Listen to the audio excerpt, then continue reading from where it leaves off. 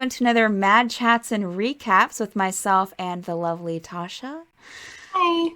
How are you doing today, Tasha? Swell. Wonderful. I had coffee. We're good. These are recaps for the week of October the 26th through November the 1st. Starting off with Monday's The Forsaken. Waking up to a new morning in the Aebirus Empire, our adventurers leave their inn to gather some information from around the city. Their first stop is Gavin's apothecary, where they find an unconscious Gavin seemingly suffering from the same symptoms Jurble did just a few days ago. Rushing him over to the city's clinic, they find not only Shaman Creven, but a tent full of sick miners suffering from the same symptoms. It appears that whatever is ailing Jurble is spreading, and the cause here seems to be coming from the city's underground gem mines. The group head out to discuss what to do next, but I'm put in a call to Aurelius, who seems really shocked that the sickness could have originated from another plane, which Aurelius is on, a demi-plane. Should they head out of town to find Colum Crinthor, a powerful wizard whom Creven advised may have been researching the Shiga before his retirement? Just then, the Queen's Council's processional rolls by, and the group scored an impromptu meeting. Queen Asada offered that what information she could, but also asked them for a favor to keep an eye out for their council representative who went missing during the fall of Baryn, which she is unaware that they had any involvement with. Afterwards, Teagan sees a familiar face in the city. Dun dun dun. His sister. Whom I think the last time he saw her was around Baryn. I think he lived in Baryn, so I yeah. love that all these siblings are like surfacing up across like our I know. Well, like groups. he, Yeah. of course, like he knew that she existed, but he just thought that she was in Baryn. Which why hasn't he went to check on them? Anyways, they haven't went back to Baryn since crashing the city, so I don't know. I don't know. I mean, why would you go back to the scene I of a crime? True, very true. So, yeah, intrigue, shock, Interesting. sickness. Anyway, so what's happening on Curious Lament this week or last week? Oh, well, last week we start the episode with Thaxel and Evie continuing their work on the antidotes and poison making. Their victim tied up and used as a guinea pig to make sure their concoctions work. But don't you worry, Maeve gave the victim a cupcake. The crew continues with their plan on the orphan uprising. Gavin, or Red, works to round up who he can to bring back to the mansion and arranges passage for the group to head to the other city so they can talk to Governor Quincy, or AKA Evil Colonel Sanders. So, because Harlan comes up with a brilliant idea to commission a contraption called a guillotine. They head to Relius, it's the city, but they're in disguise to find the craftsman recommended by Gavin. The party secures the crafting of not one, but 3 guillotines and head to the nearest tavern for a drink. After a couple of rounds amongst the party, Maeve is egged to perform for the room with her penny whistle, and it's the best performance anyone has ever done. The audience is in tears with such sheer amazement at what they had just witnessed. There will never be another performance like this in their lifetime. And after chatting with the wizard on vacation, the party heads out to try and swipe an airship. Things go terribly south. Mechanical puppies leap into action, dealing an excruciating amount of damage to Maeve, leaving her unconscious until Marcon charges some healing into her. These puppies are vicious. Will our party manage to escape? Well, tune in this week to find out. I am so glad Thaxel's not there. Hashtag shit show. It's I swear. I said, like, I tuned in for the last like half hour last week, and I thought May was going to die, and like things were looking rough, and I'm really nervous for this week, and I'm not even in the campaign. he, oh god. Thaxel has no idea. Yeah, Thaxel's back at the lab. She's not even there. Not even there. On the other side, in the other city, doing torturing pretty much. Yeah. Wow. Like what? Okay. Yeah. Nope. I have nothing else to say see. except we shall see. I'm scared. So on Friday's Stormfall, our heroes split up to pursue information that may have to assist in saving Devanya, and uncovered some of the mysteries in the city that they're in, Miranda. Emil attempted to contact his fellow Harpers before perching high above the city to keep a careful eye on his friends and the boarding house, and discovered something concerning in the process. Mort and Aaron teamed up to visit the city's jail and town hall. Beatrice, one of the person that's been kind of like helping them in the city, thinking that they were on a date, actually. At town hall, at the jail, they asked about Devanya, but didn't really get any information there. They were very tight-lipped. At town hall, they were questioned about the relationship with Devanya and her plans. But all the while successfully dodging a zone of truth spell that the guards were trying to throw on them there. Once they were finished there, Aaron used his skill to find out that the town hall main office was empty, well, except for some light shining under a possibly hidden doorway that he found like a couple of days before, I think. And decides to take the opportunity to use invisibility to sneak in and possibly find out more, while Mort managed to escape without anyone noticing. Aaron, Blueberry, Rain, and Garrett set out to investigate the magic Blueberry had sniffed out under the city. Blueberry can sniff out magic now. And where it leads to. They too are stopped to be questioned, but take a less subtle approach in the response. In the aftermath, Garrick disguised himself and killed 2 guards in an alleyway. Blueberry ran and wandered the streets trying to find out what was happening, and Aaron and Ren are manacled and are being guided through the town for questioning by the guards. Hold on, I have a question. Again, #shitshow. Like, what?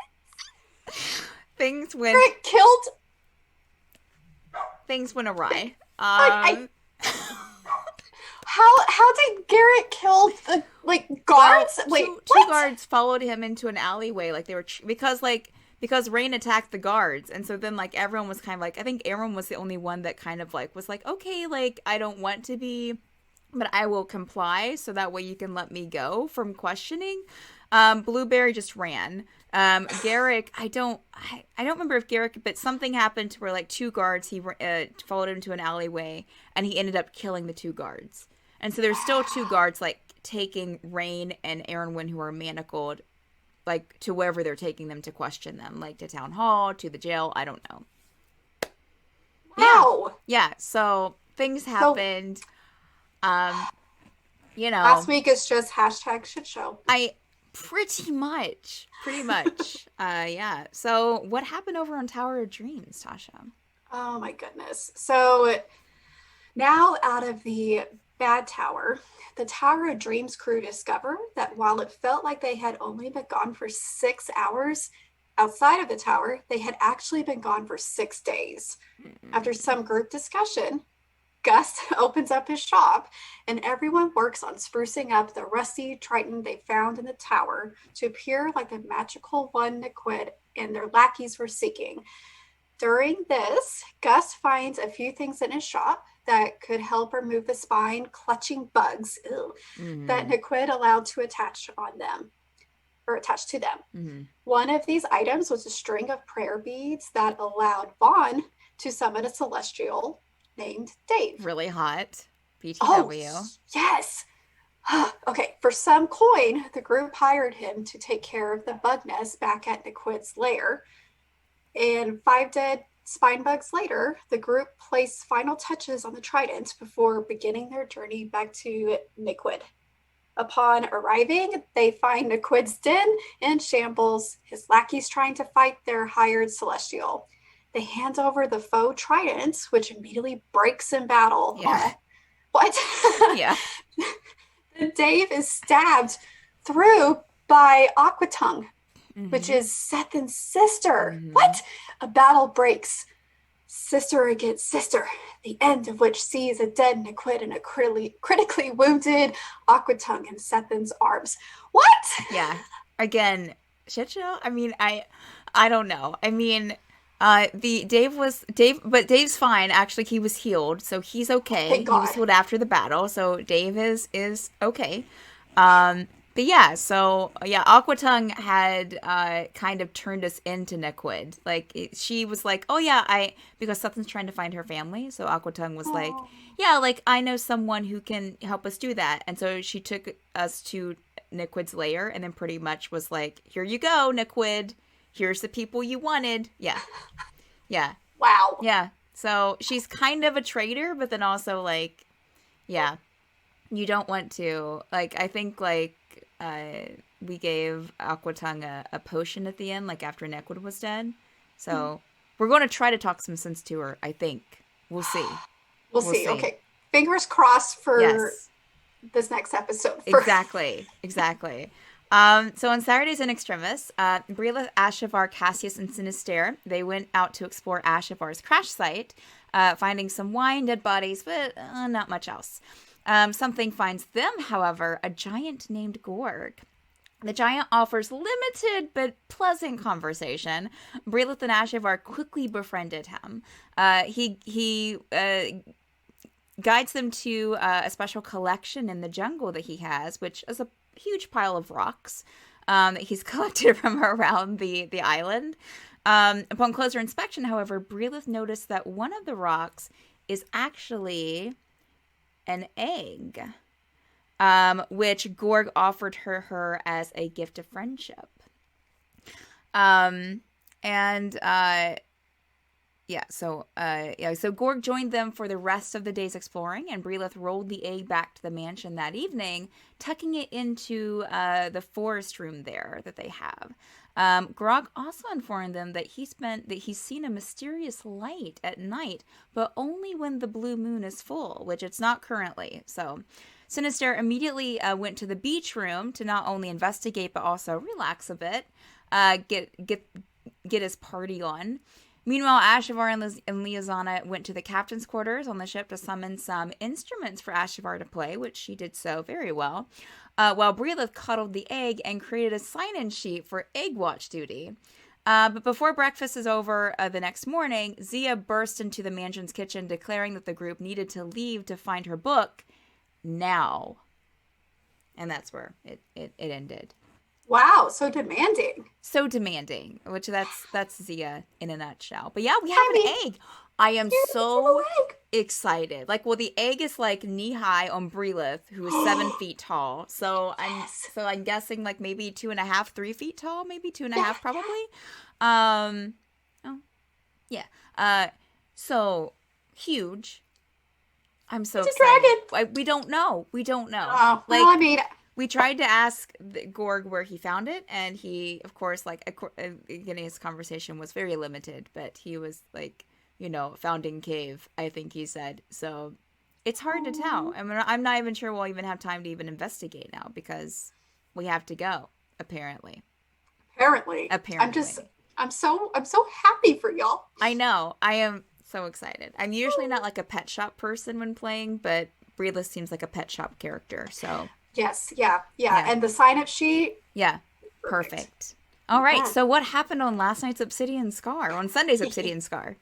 Yes, okay. So with the party's concerns split between the growing conflict between the dragons and the giants and the abduction of their young former ward Sebastian, they decided to circle back to Harassa to tie up loose ends and find out more information about the young woman's possible assailants.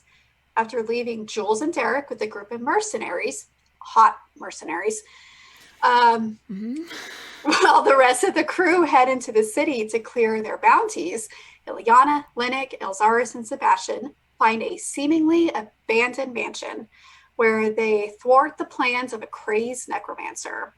In the aftermath of the battle, after, of course, trying to get out of the basement without Linnick hurting himself, yeah, Ileana takes charge of the Fallen's final request as she heads to the backyard to bury the family.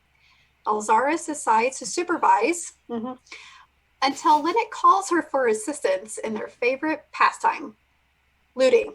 Mm-hmm. Mm-hmm. A brief battle with an orangutan and a giant fire beetle ensues before Ileana steps in to escort the pair as they finish casing the estate.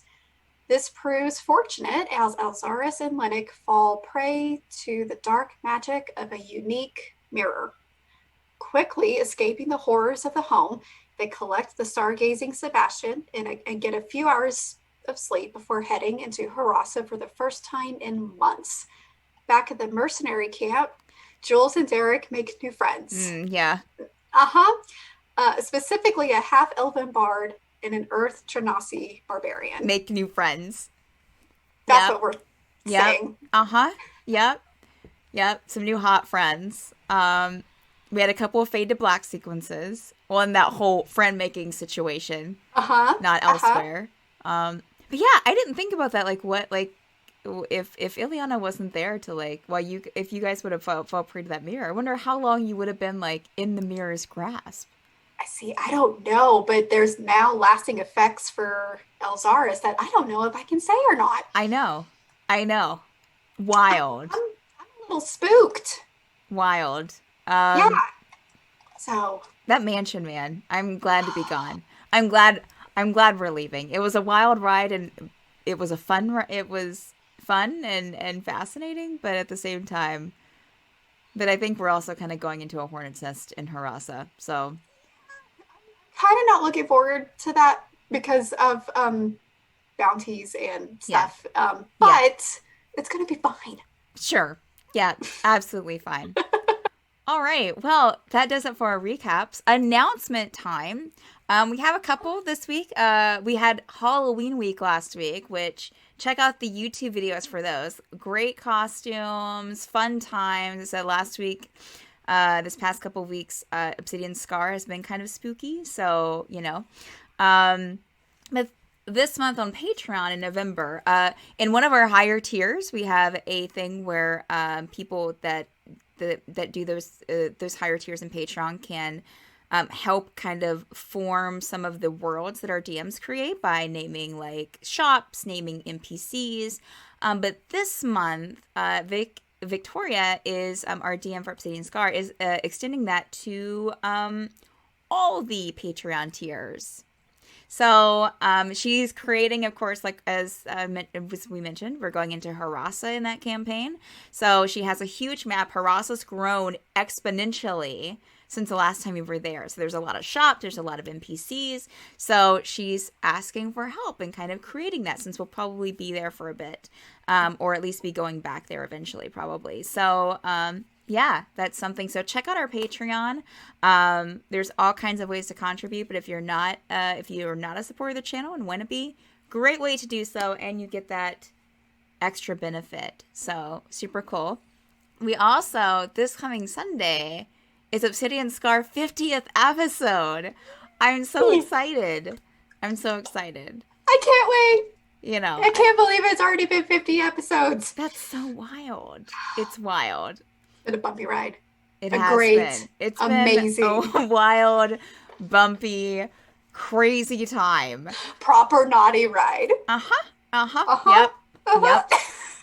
So anyways, that's all that we have for this week's Mad Chats and Recap. Thank you so much, and enjoy whatever campaigns you're watching after this. All right? Bye-bye. Bye.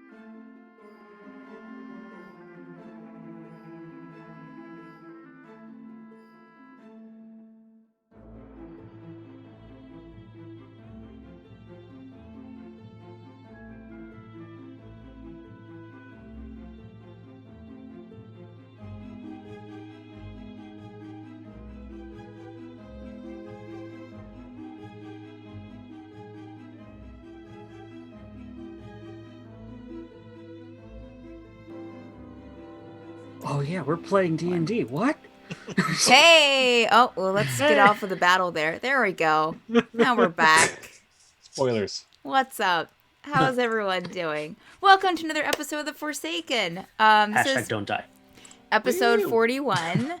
We're only 9 away from episode 50. Wild. Absolutely wild. Only 9. Only 9 away. I mean, it's only 9 weeks. That's like holidays. I don't know. Yeah, full house. We got everyone back this evening, so super excited about that. A little summary from last week. Waking up to a new morning in the Aebirus Empire, our adventurers left their inn to gather some information from around the city. Their first stop was Gavin's apothecary, where they found an unconscious Gavin, seemingly suffering from the same symptoms Jurble did just a few days ago. Rushing him over to the city's clinic, they find not only Shaman Creven, but a tent full of sick miners suffering from the same symptoms. It appears that whatever is ailing Jurble is spreading, but the cause here seems to be coming from the city's underground gem mines. The group head out to discuss what to do next and put in a call to Aurelius, who seems a bit shocked that the sickness could have originated from another plane.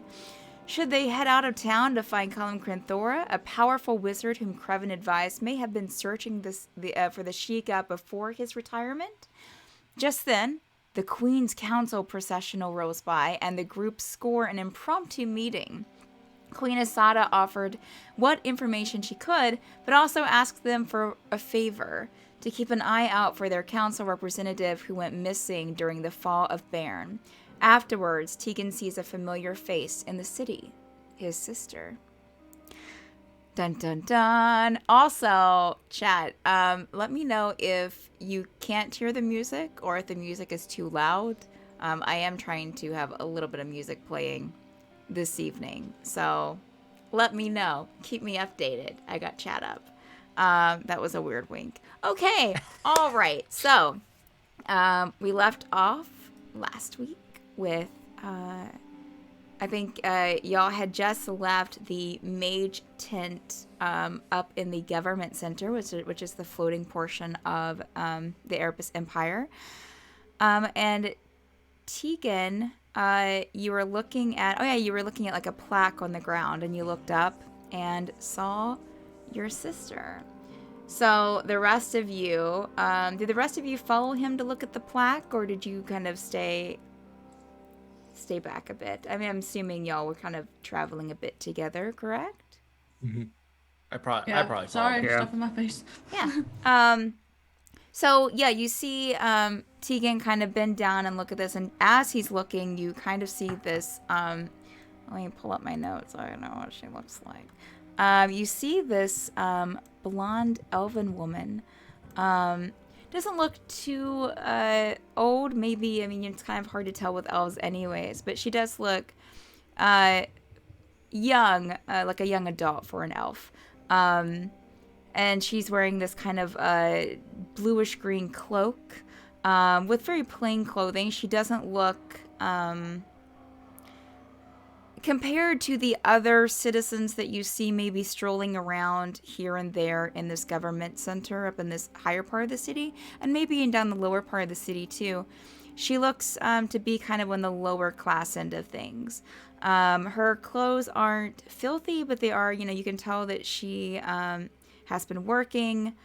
She's holding a basket over one of her, has her elbow kind of weaved through a basket.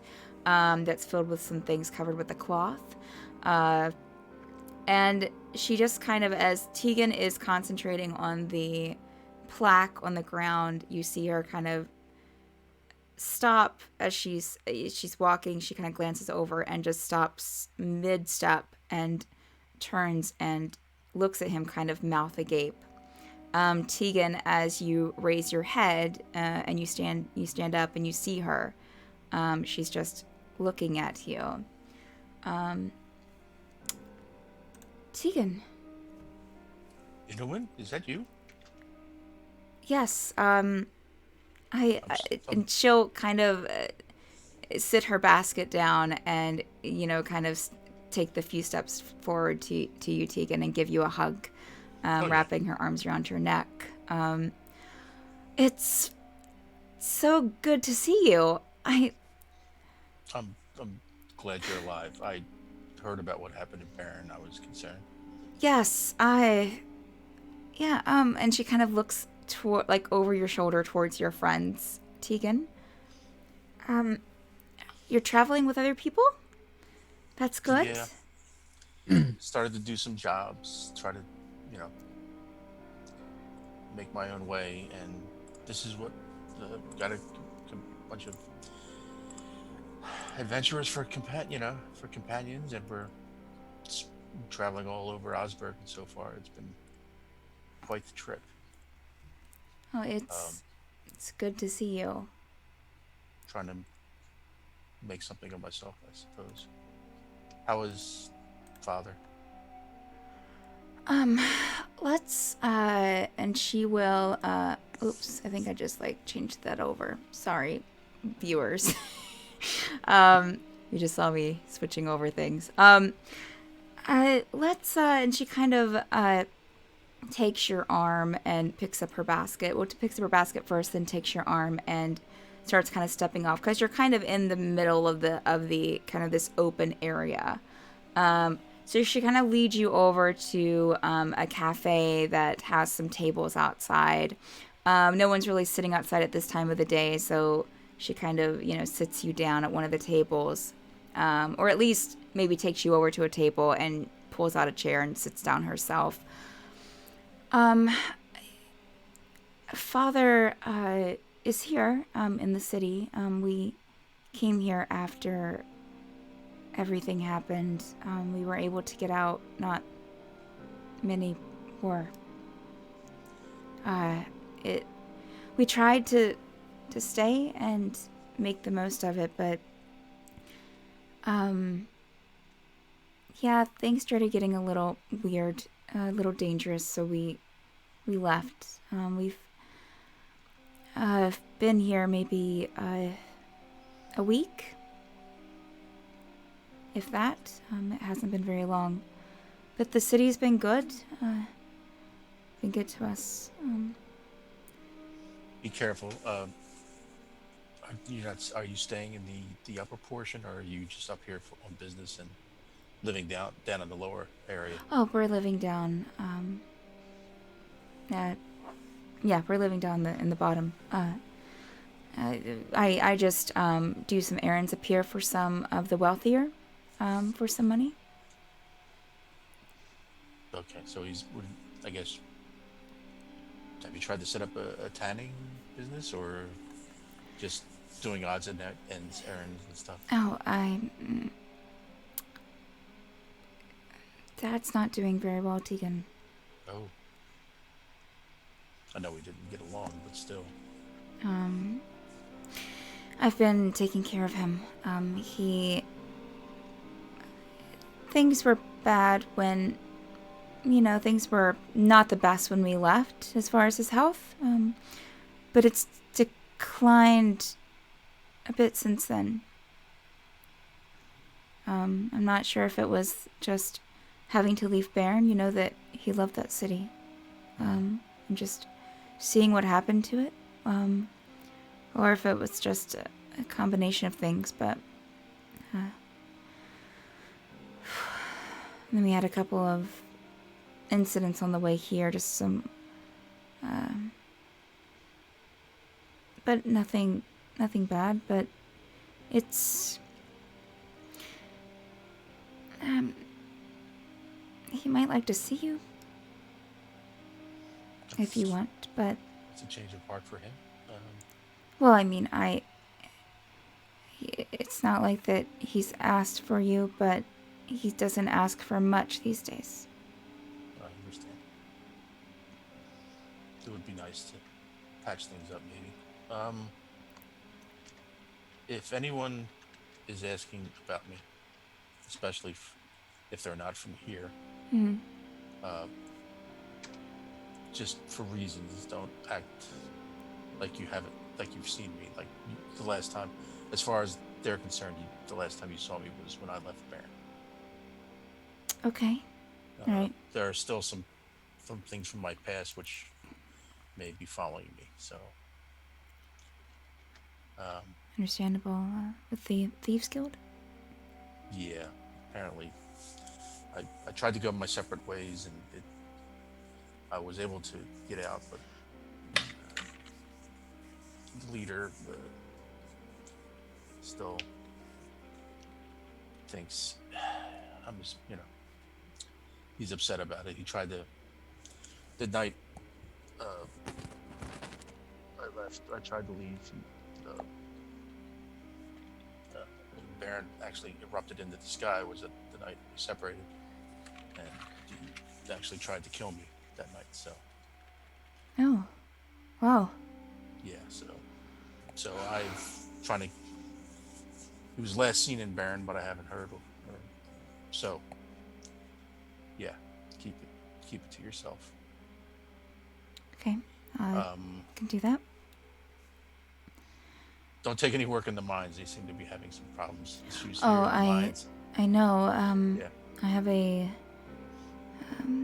made a couple of friends while working odd jobs, and a couple of them have shifts in the mines, and it's not good.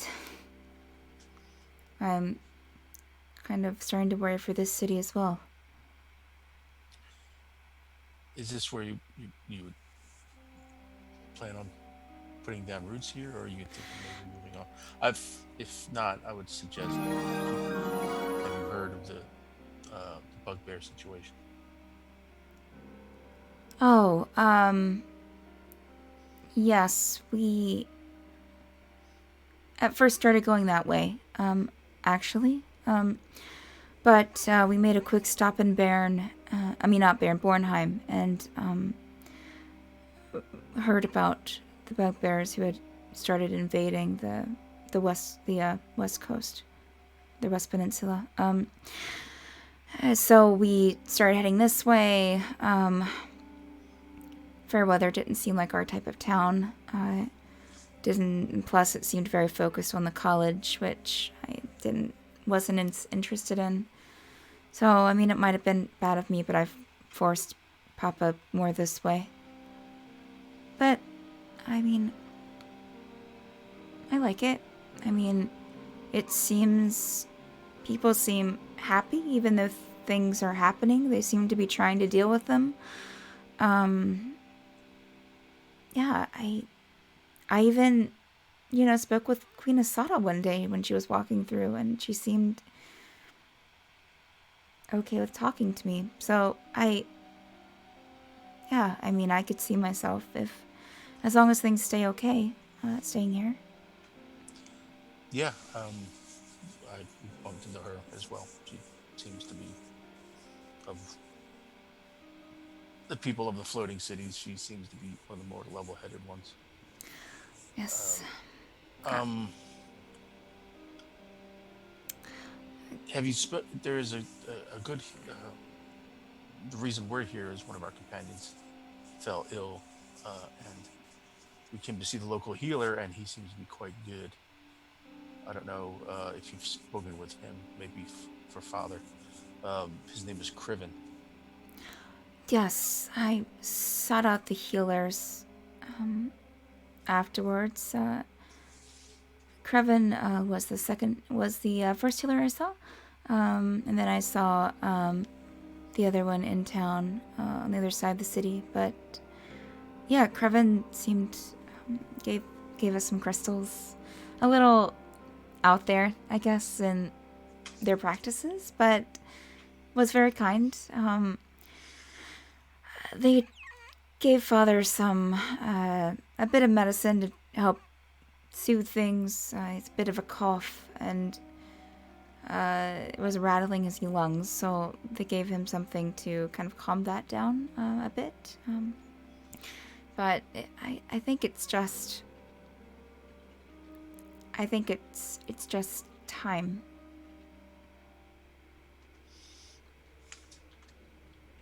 Sorry to hear that. And Teagan will reach into his coin purse, and hand her 10 platinum. Oh, Teagan, and to help you get if anything happens, go north. These things are progressing from the west, and I don't know. You know, keep your ears open for news. Um, Okay. don't know what's going to happen with this bugbear thing, but and I guess I'll ask and get directions of where they're staying at now. So potentially, I don't know if we're going to do it right now, but kind of caught me in a moment here with my companions. But if I can get to see Father, I will. I will make an effort. I'll try to get there. Okay. Here, and she will kind of put the coin in her pocket and then bring out like a little kind of like journal of sorts that's pocket-sized, and will scribble down some directions and tear it out and give it to you. And that's directions to the house down below. We're on the outskirts of the city. It's what we could afford, but it's a place. Yeah.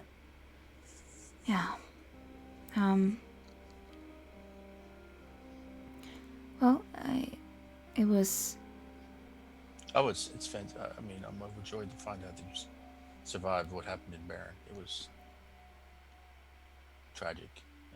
And this, I mean, avoid the, state of the outskirts. The same thing could happen here. I mean, it's not a sure thing that these cities will stay floating. Okay. All right.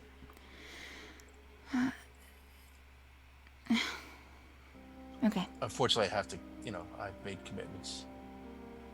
And it's a good thing. I think I can make a go of this and be, I don't want to say an honest life, but a better life for myself.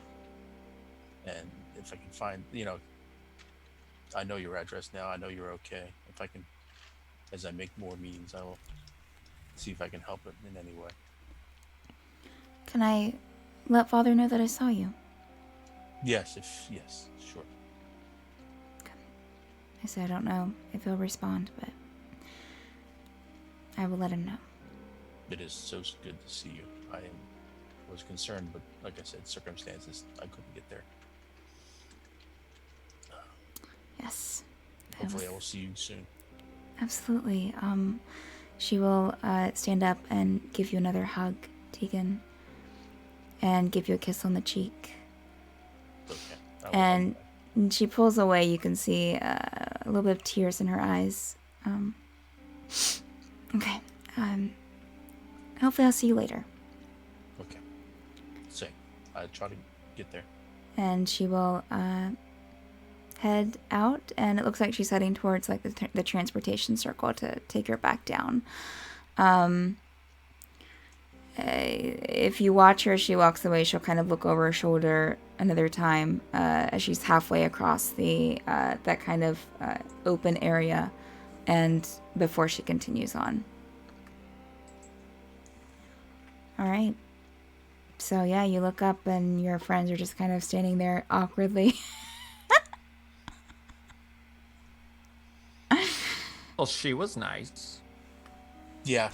I'm really happy to, I've been trying to get there, and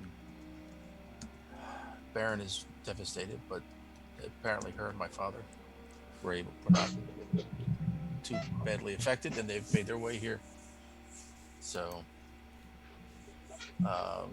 if we have some downtime, I'll would like to go try to see my father, but let's, get done what we need to get done here. All right.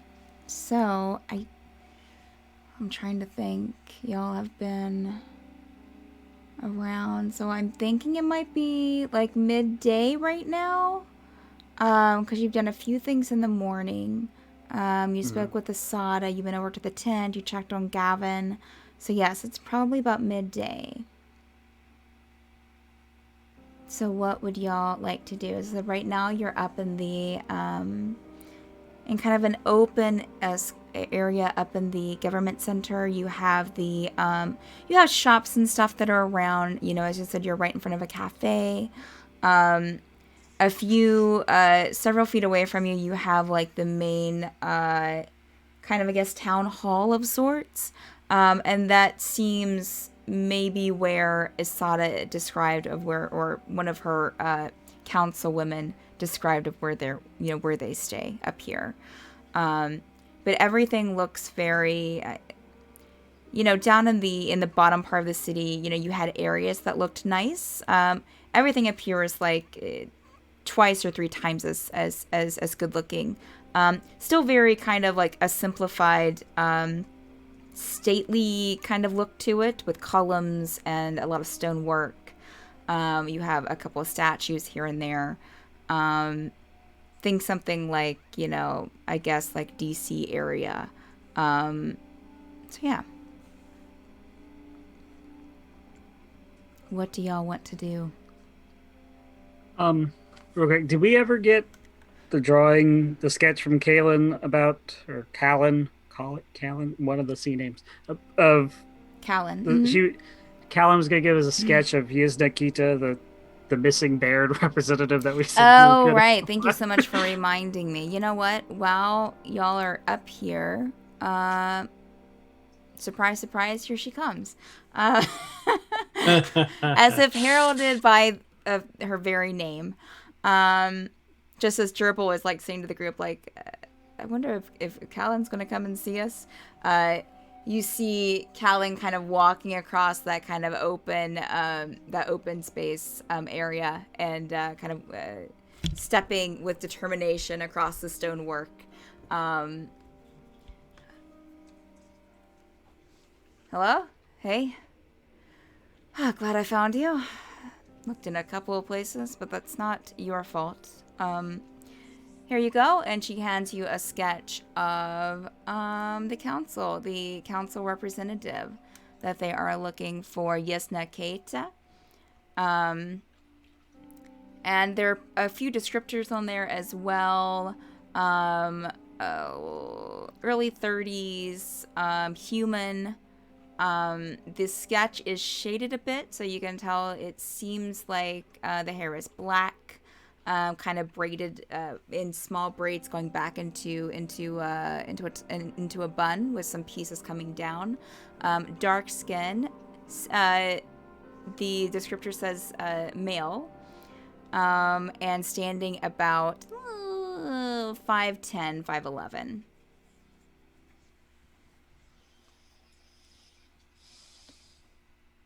Thank you. You're welcome. We'll keep an eye out. Good. What's your group up to right now? What is everyone doing? I think we're about to get lunch. Oh. I don't know what to say to that.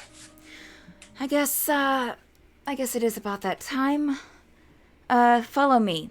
And she's going to motion towards the town center building, where the columns are, and it's one of the larger buildings here that I mentioned before. She will start walking over there and kind of motion for everyone to follow her. Come on, come along. Does everyone follow her? Yes. Sure. Okay. Yeah. All right. So this is about food. We trust everyone Yeah, when it I'm comes to assuming food. it's a free lunch, so I'll go. So Calen. Let's hope this works. So Calen leads you into this building, which is kind of like this open court area at first, with these kind of marble floors, the stone columns. It's all like under a roof, but kind of an open. There aren't any closed doors in this section. But she leads you through that area where there are some people kind of walking back and forth, going from office to office, all dressed very fine, very stately. Lead you to a set of double doors where there are a couple of guards. Calen steps up to the door and nods to one of them. They both open the doors, very intricately carved doors, and opens them up, which leads into this beautiful room that has this large table set with all sorts of food. There's also a drink table. You have everything from wine and other alcoholic drinks to water to juice. On the table you have, and there seem to be attendants standing by, that seem to be refreshing things. You have meats, you have breads, you have cheeses, fruit, not really any like vegetables, but a lot of finger foods. But then there also are a few things that will have like there are some soups there as well that will have a bowl and some spoons that you can, and then a little like tray to put your dirty dishes in. There are also a few tables sitting around. As soon as you all step in, the guards will close the doors behind you, not menacingly, but just kind of pulling them to. Calen will step up to the table and motion towards it. Please, help yourself. Are you gonna eat that? You can eat anything here. I mean, anything that's on the table. Don't go Looks eating. great. She kind of like looks the Kinkou up and down. Don't go eating anything that's not on the table. Fair. I go start eating. Find some Thank meat- you. I will eat stuff. Of course. Find some meat Jurble, stuff for Max. Jurble will get a bowl of soup, but not get a spoon. Just Zephyr's Okay. gonna start drinking wine. Wow. Oh boy. Well, let me know how much wine you go into drinking. Just 4 keep- glasses. 4 glasses of wine. Okay. Well, are we gonna be here that long? I won't make you.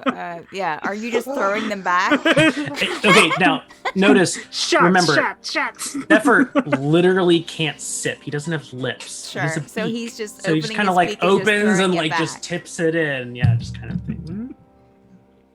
Okay. All right. Well, I guess pelican. Zephyr, make a Constitution saving throw for me, please. Okay. Nat 20. Okay. All right.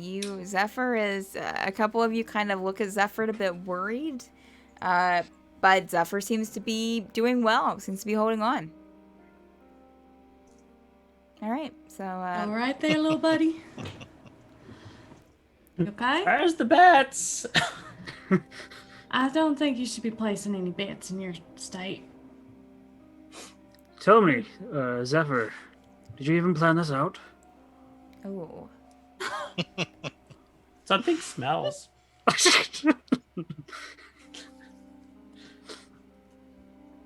Calen will be getting a plate as well, and will sit down at one of the tables and be picking out a few things on it. As everyone's kind of settling in, the double doors open once again, and Emma comes through, which is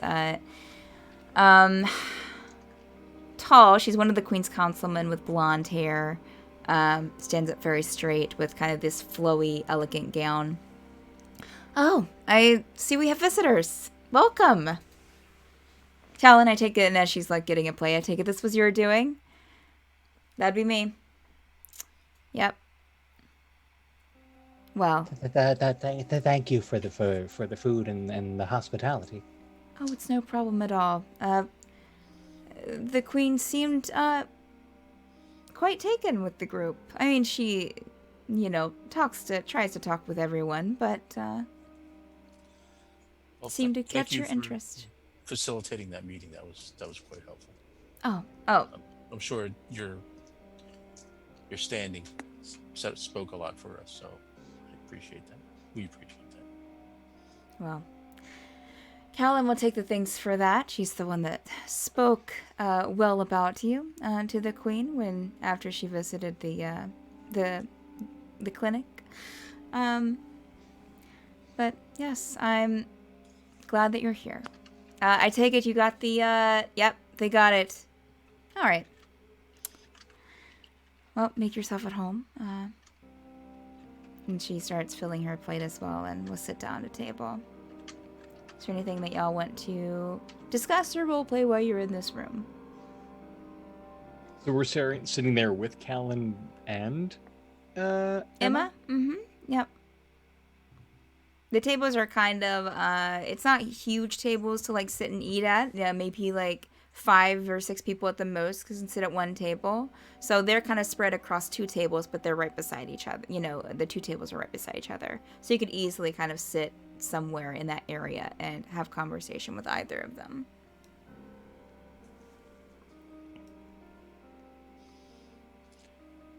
Any update on the situation with the miners and the trouble in the mines? Oh, the mines. No new information. Fortunately, it seems that after this morning, some of the attacks, mishaps have settled down for a bit. But we still have quite a few sick miners in the tent that Creven and the other healer are dealing with, and I'm sure will take care of them. But it is a situation that we are trying to look into, but we've sent a couple of guards down there, and other than the miners have, and some of the guards have helped in blocking off a few areas that have been troublesome, but it's just blocking them off. We might have to send, I don't know, we might get a couple of the mages from that help with the city to step in and take a look around.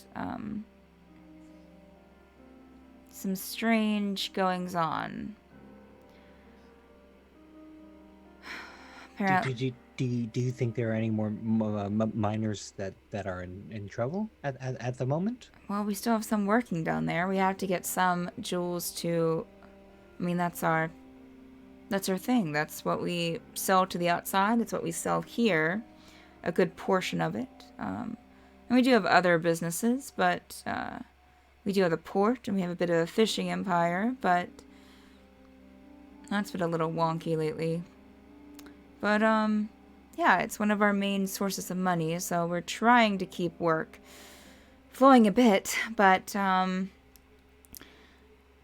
of course, the miners that are down there have, well, according to, the mining company, have said that they are okay with being down there. I don't think that they're being forced to work, but if that comes out, then we'll deal with that when it does, but as of right now, we're just trying to get some work done, but... So yes, there are still miners down there, and so they could be... Hopefully not, though. Hopefully, maybe it's past. Wishful thinking. Oh, Calen, I know. We have a differing of opinions. Yes. Out of character, did we ever establish how far away the mine was? Did we pass by one of the Yeah, entrances? you have two. You would know by walking through the city that you have 2 of the mines. There's the mine. I mean, you would probably know that the mine runs under the city a bit, or at least like around the outskirts, and you don't know that, but you know that it runs under the city somewhere. The entrances, there's an entrance on like the east side of the city. There's an entrance on the west side of the city. This is where they bring up the gemstones that are being mined, as well as go in and out of the mines. You've also heard of a smaller mine that's out of the city, but still kind of part of the city, that supplies more to the smaller gem dealers than like the larger gem dealers of the city. I think, and I've been like rolling through my notes here. I think that you did see a sign for the larger one. We saw a commotion going like on with the Imperial Dragonborn. gems, I think. Yeah, Imperial gems. And there was a Dragonborn. Just before we got to the teleport station. A Dragonborn trying to calm down everybody. Yes, Imperial gems. And then we were like, not our problem. We walked on by. Same thing. With the incident, what our memories of Echo are pretty much okay, right? With as far as because I'm asking because Echo was there. Mm-hmm. and we stopped at Echo, right? You stopped at Echo Yeah. because Jurble was sick to see the healer. The only thing we don't remember from is it was Jorheim. we didn't meet Wineta or Jorheim in Echo. Right. It was just correct. It was just just for the better. healer, and then the And healer. we stole horses. Well, I mean, they let you borrow horses from some of the people, but yeah, that's what you remember with Echo. I'll just probably Teagan will. Then hearing the comment about their fishing industry going a little south, I'll mention that we heard the same kind of news out of Echo, that they were having trouble with the tides and their fishing. Interesting. I Yeah. know Side effects. know of Echo. Calen, do you know? You've heard of Echo, right? Yeah. Small fishing village. More south. We'll have to maybe send someone over and see if they're having the same problem. It's like, I don't know. It's like the They sort of described it as if the tides didn't function anymore. Correct. I mean, we have tide still. That would be even more concerning. And you kind of, if you look over at Calen, at what you said, she kind of like almost drops a piece of food out of her hand as she looks at you like surprised, and a bit concerned. But yes, it's like there's just not as... We used to have a very good fishing empire. Not as... Again, it wasn't our main function, but as a city, but it was good, and we were able to supply the large city with some food. But it's been very meager pickings lately, according to the fishermen. It's almost like they're just not populating. Almost like just there's nothing bringing the fish closer in. So they're having to go deeper and deeper out, which brings even more issues. With the sea depths, as they were. But yes, that's very good information. Thank you. I will send someone over. And as she's kind of finishing what she's saying, a door on the other side of the room opens, just a single door. And the two tieflings that are part of the Queen's Council step in, just kind of nod their head in a greeting to everyone, and walk over to the table to get some plates of food. And again, these two tieflings are pregnant, if you don't remember. And weren't they green? They were green, yes. Let's see here. Yolis and Avari, or yeah, I was bringing that up here. Yes. Yes, Yalith and Aravari. Yalith and Aravari. How goes the day? I haven't seen y'all and the two of you in a bit. Oh, we slept in. Been just getting some food before we head back into the nest. Okay, well, enjoy. We have a few friends here. And they both kind of like nod in your general direction. Acknowledge. And they're kind of like getting in line, getting some food, and kind of chattering amongst the two of them in quiet tones, and smiling at each other, and yeah.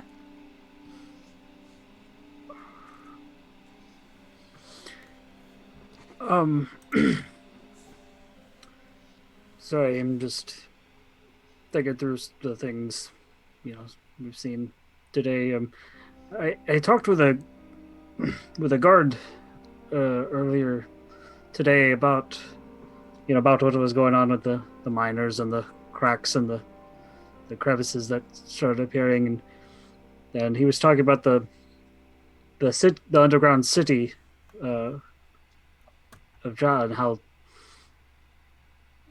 all this mess with the miners seemed to happen around the same time with them cutting off communication. Is that has that happened before? I feel like if you're two cities right next to each other, you'd be kind of, I don't know, codependent. Is that the right word for it? And yes, probably the best person to speak to would probably be, oh Lord, what is her name? Would probably be Rylal. She dealt with the Drow before and has been tried to keep communications up with them, but, and if you remember, Rylal was the Drow female in the Queen's Council. Calen, maybe you could speak to more of this. Calen will just kind of like, well, and just kind of stand and fold her arms. Well, yes, you're right. It seems their communication with us has been slowly getting worse. It's,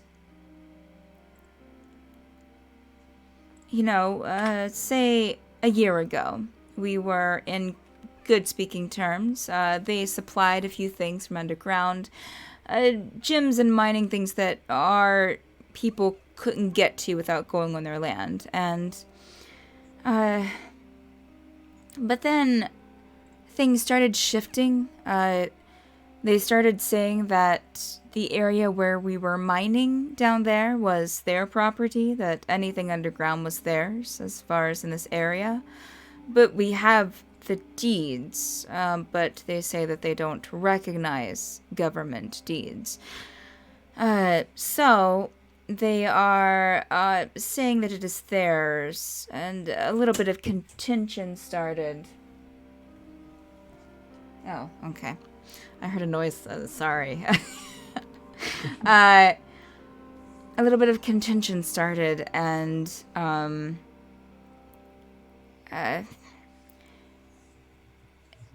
we tried to work things out with them. We tried to tell them that we would give them some of the profit, but it was like that they wouldn't listen to anything, any result, any compensation that we would give them.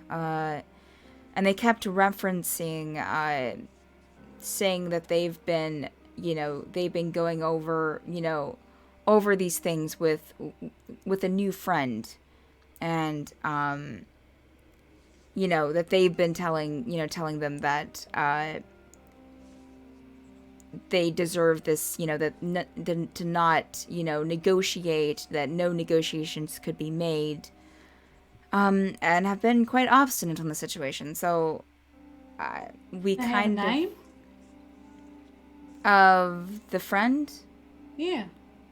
No, they never said. No one ever told me a name. Whether they have to the miners who have spoke with them, or I think Rylal might have spoke with them as well. But it's been.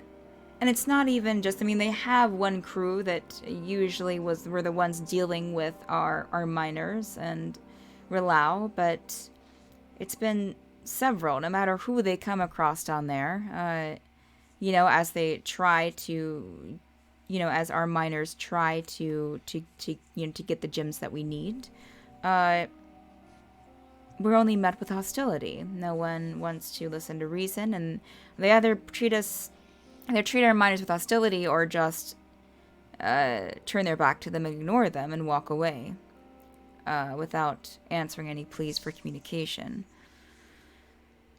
So, we're kind of at a standstill, or getting there, because, well, you can only mine the same area for so long, and we're rapidly getting areas closed off because they're deemed unsafe. I don't know. It's a situation that has definitely kept the Queen Council from sleeping the past few nights. I mean, we're I talking... imagine so. I mean, if our gem empire crumbles, I mean, we could be facing either an uprising or hostility, further hostility from the Drow. There's a dwarven city down there too, but they're not directly under us. They're deeper in, so I'm not sure if they're part of everything that's happening or... I don't know. How So, about I help? How could you help? I can go down there and help. Help by how? Well, I could talk to them and just kind of tugs on one of her horns a little bit, and let's just say I have a lot of experience with Drow. Very persuasive. I could go either way. I mean, we were definitely, and she kind of like exchanges looks with like Emma. We're definitely open to any help that we can get at this time. I do caution you, however, that, you know, they've basically attacked our own miners who have been talking with them since, well, some of them for years. And then some of them have even, a couple of the miners I've spoke to have said that a couple of the Drow that they were on speaking terms with before everything started going haywire, have kind of, they were replaced with different Drow. And when they asked about the Drow that they were speaking with, they said that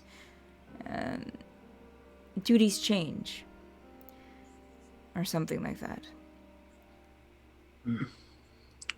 now, I mean, this is just, I mean, but I heard just from some people on the streets, and that, I mean, do you think this breakout of strange sickness and these, I think they said obsidian monsters, do you think they have something to do?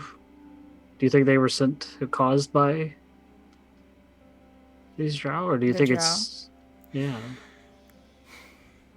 It's not a coincidence that, at least not to me, that these things happened around the same time. Don't you think? It is quite the mystery, isn't it? Just a quick question. The miners that are being injured, they're not being injured by anything, you know, in the mine, like in the environment, like the air or gases or anything. It's like they're being injured by the Drow? Well, there seem to be a few different things happening. And again, this has all been escalating pretty quickly. It's...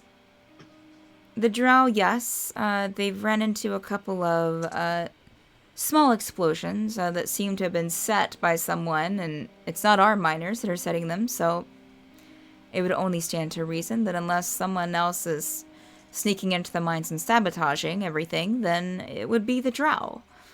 And also, you have the weird illness that is affecting them, that I'm not quite sure, we're not quite sure how or why. They've also spoken of obsidian creatures down there that have, and a few other mysteries, sudden, sometimes, they hear, and it's not uncommon to hear things in a mine, but speaking of hearing voices, whispering, some knocking sounds here and there, it all seems to be escalating, and a few of them have reported seeing blue spiders that seem to kind of phase in and out,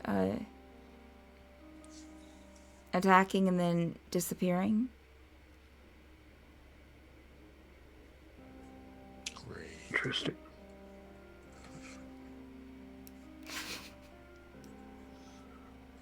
We don't like spiders. Why did I Oh, who does? Who does? Calen kind of raises her hand. I mean, they do kill other insects. Oh, well, Calen and her reasoning. Do you like spiders, Yalith and Ervari? They're now sitting at like a table in the other, like the far end of the room, like chattering, like talking to themselves. Oh, no, they have their place, I guess, as we all do.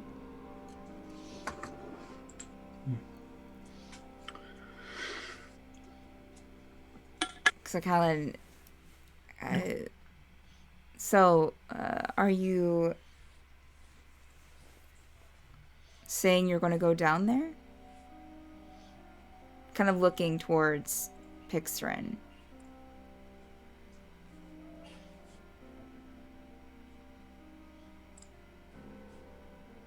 Well, at the mention of the blue spiders, she gets really, really still and doesn't move for like 5 seconds, and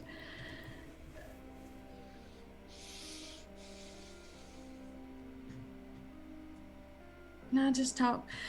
I need to talk with my group first. Oh, sure. No, dear, Calen wasn't pressuring you. This is Emma, of course. Oh, no, I offered, but I just need a conversation real quick. Sure. You know what? Let's give them some space. Calen's just kind of like, okay.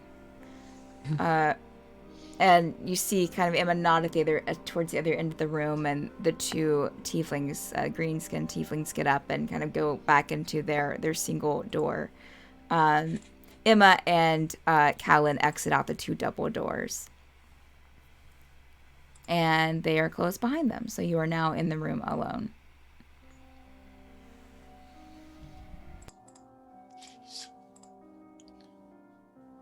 I was hoping that it was just the Drow that were attacking the miners, but it sounds like there's other things going on down in those mines. Boss, we need to get the hell out of here. Like this room, the city, this We where? need to get the hell away from those mines. It seems like you know something about those spiders that maybe we don't.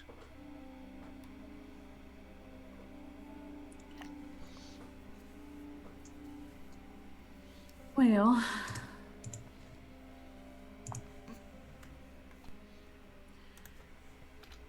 said blue spiders, followers of lost, war spiders, or it might be driders. Not exactly sure. Okay, they're built for war and killing, because I used to train them. Oh, spiders?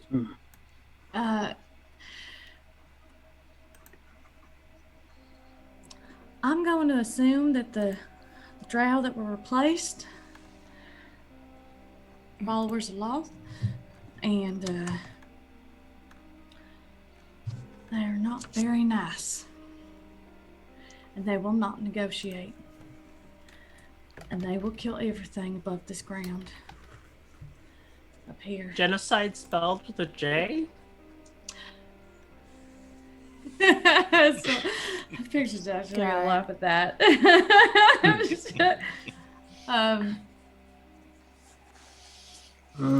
I mean, I could try, but like,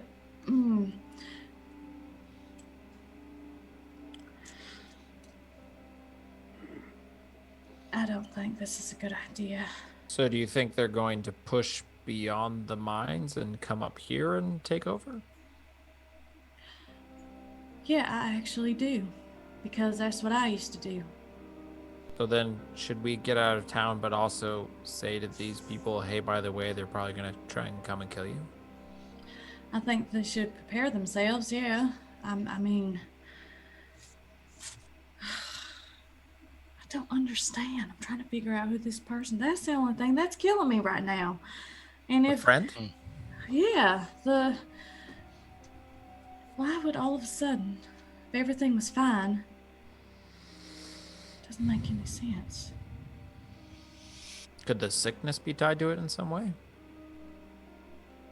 Maybe. I think. I mean, Shiga. the Shiga.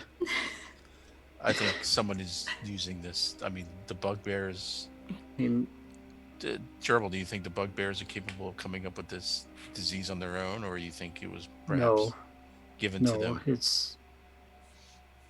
Do you No. think whatever they have, that the drow that was...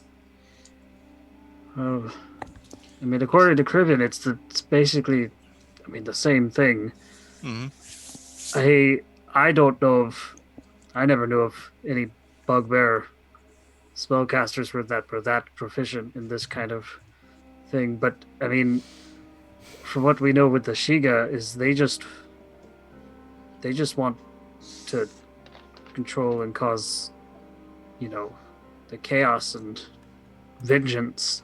They don't necessarily care how it gets done. So if they're influencing a bugbear army, I don't see why they couldn't also at the same time be influencing a drow army. I think you're onto something there. Varus, that's his name. Who? What? Friend's name? Who's She's Varus? just gonna let out the biggest sigh and just like close her eyes for a second. It's like... Right, okay. There's no negotiating with these things. But we do have to warn everybody because I do think that they're going to be planning to attack. But we have got to warn them and definitely get... Wow, those tieflings are green. It's pregnant. That's just weird. Are tieflings not normally green? I don't know. I'm red because I figured it's the only color I've seen, really. So, besides purple now. Maybe it's a pregnancy thing. I don't know. Oh God. What would the other one be doing? They were both pregnant. Yeah, they were both pregnant. Who'd Oh, baby they're daddy? both pregnant. Oh, I Yeah. didn't even catch that. Yeah, Oh. they're both pregnant They're both about pregnant. this. They look about the Negative same. side effects. They look about the same, like length along too. Like they look as Okay. pregnant as the other. Alrighty. Maybe it's just morning sickness. No. I think I don't think that's how it works. Hey, I'm a bugbear. What I we don't got know. here? I don't know. I just want that don't be a question for Google. So Do tieflings turn green when they're pregnant? Okay. okay, Oh so my God. No, I don't want to think about that. Negative side effects. Picture's just wondering who the daddy is. Like they're both yeah, that pregnant. too. Like Yeah. just like are they sister wives? she's like trying so hard not to be rude. Like it's Yeah. is there a kink there? or something?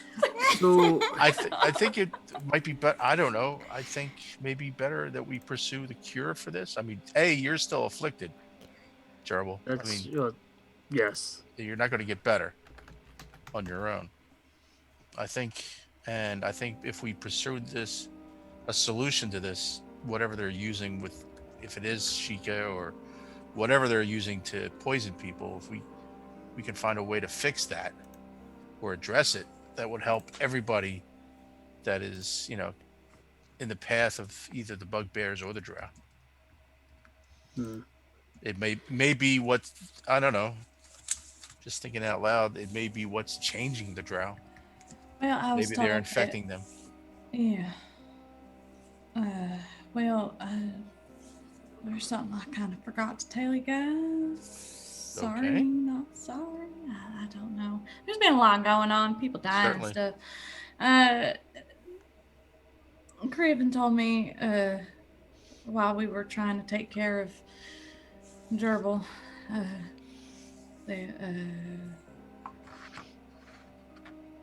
my enemy's closer than I thought. So Is your enemy a drow? yeah. Oh dear. Your enemy have friends? Just saying, maybe he's friends with them. I don't know. Yes. Oh, okay, just checking. Far. Varus? Yes, that's the name. Yep. You got it, Bird was Birdie. right. Okay, well, she's like shifting because she's like super uncomfortable talking about this topic, and she's just like, get the fuck out of here. I think we should warn everybody around here and make sure that they know. I'm not giving any details, but when they come back, if they come back here, I need to, yeah, I would hate to leave and then have everybody get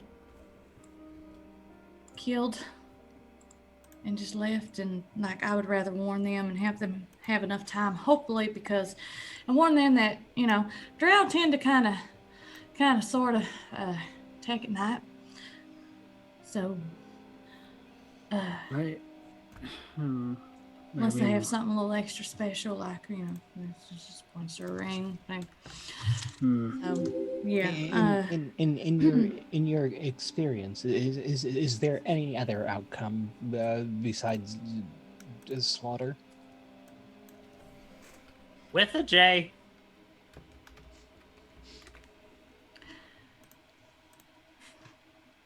You've never experienced a war spider, have you? I have never experienced much before this.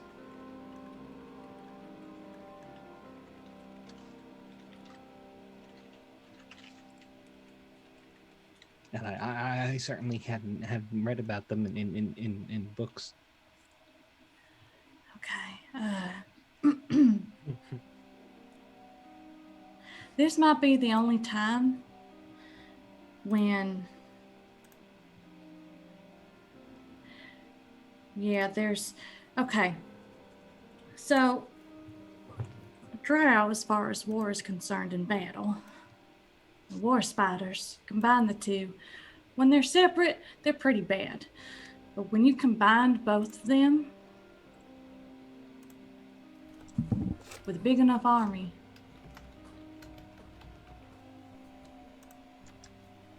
you're lucky if you die. You're better off dead.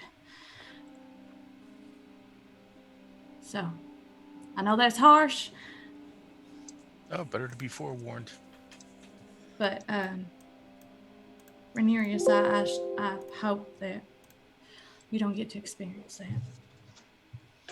And if you do, I got your back. And I yours as well. Indeed. And I don't think either one of those is something the six of us could tackle on our own, let alone both of them. No, I think we should have everybody evacuate or something, or have some kind of guard up. But we I can, mean, how? That's what I'm. How are we going to convince them? Because they have a whole outbreak of miners getting this sickness they know nothing about, and they're still sending miners in. Well, that's Even though they their know. problem, to be honest. If they keep sending people down there and they're having these problems, leave them down there. Sorry, Drow speaking.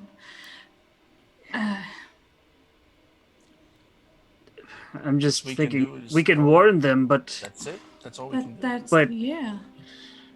We can't save everybody, Jurble. Unfortunately, this is war. Fingers crossed. This is how it is. but they don't even know it's war. They just think it's we just are on bad terms.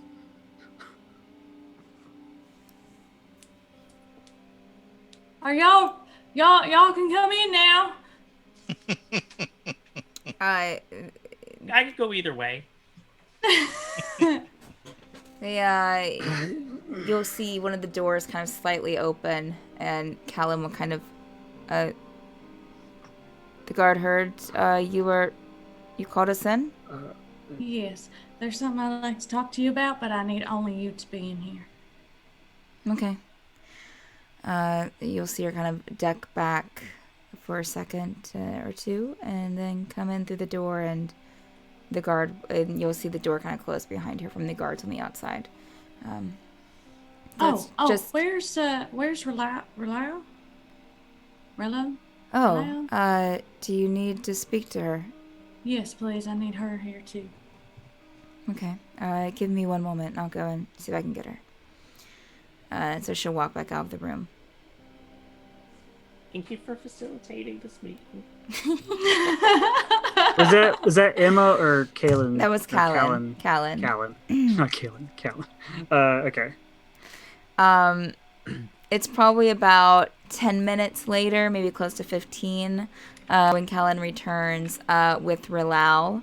Rylal is, again, she is Drow, with blue, this kind of dusty blue skin and almost like a midnight blue hair.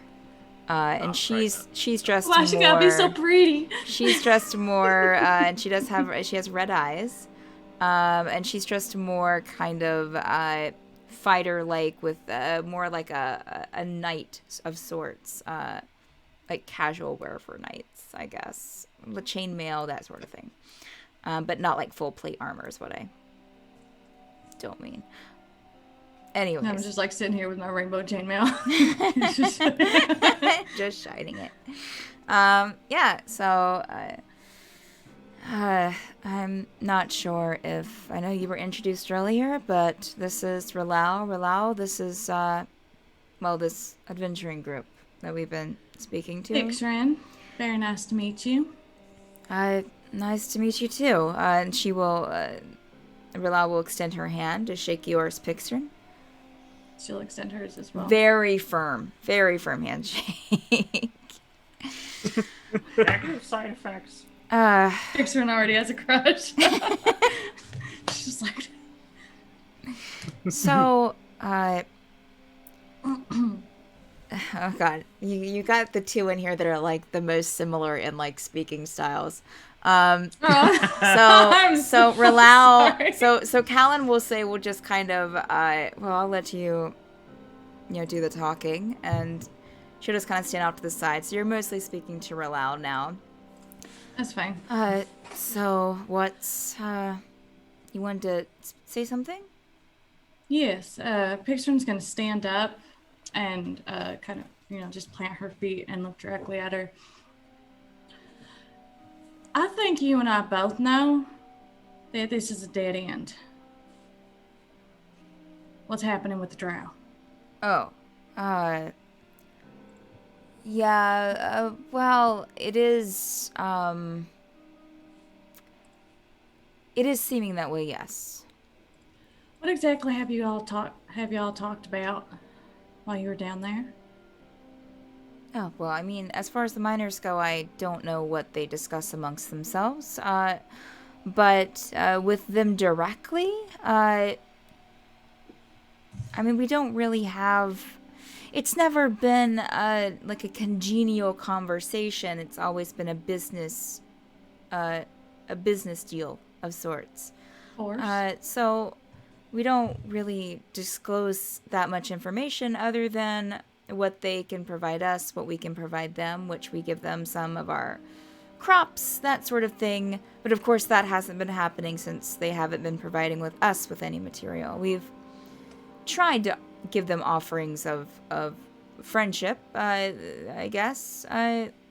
Friendship's the wrong word, but it hasn't worked, at least not recently. Yes, that. Okay. So, knowing that there's blue spiders down there,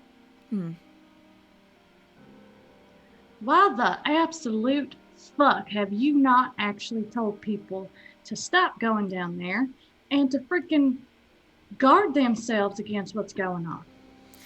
Well, I mean, we have stationed a couple of guards down there. The mines are... They should start to get pissed off, sorry. I... Look, I don't, Anyways, I'm not sure that you quite understand the predicament.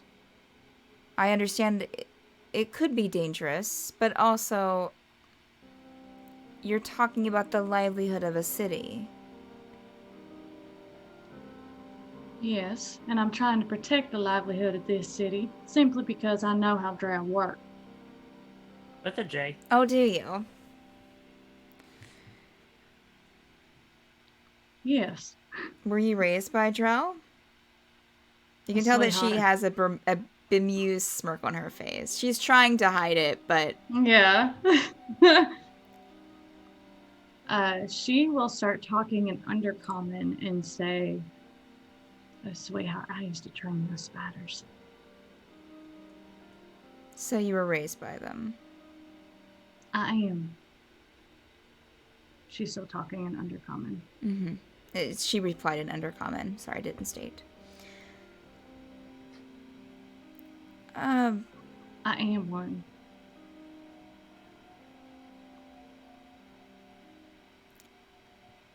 So, and then put her hand down. And still speaking Undercommon, a ring that hides your identity? Yes.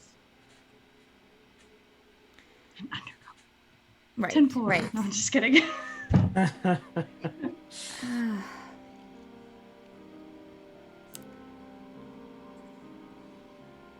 I understand the correlation. And I will say that she's speaking Undercommon until I say that she's not. Yes. I understand the correlation, but just because there are spiders doesn't mean that they're their spiders. There's been something else happening down there. Now, we have had a drow that we've talked to reference the obsidian creatures. So, in almost a taunting fashion, when getting into a kerfuffle with one of our miners. So I feel like they might be the cause behind the strange creatures down there. But the spiders seem to be not acting in correlation with the drow.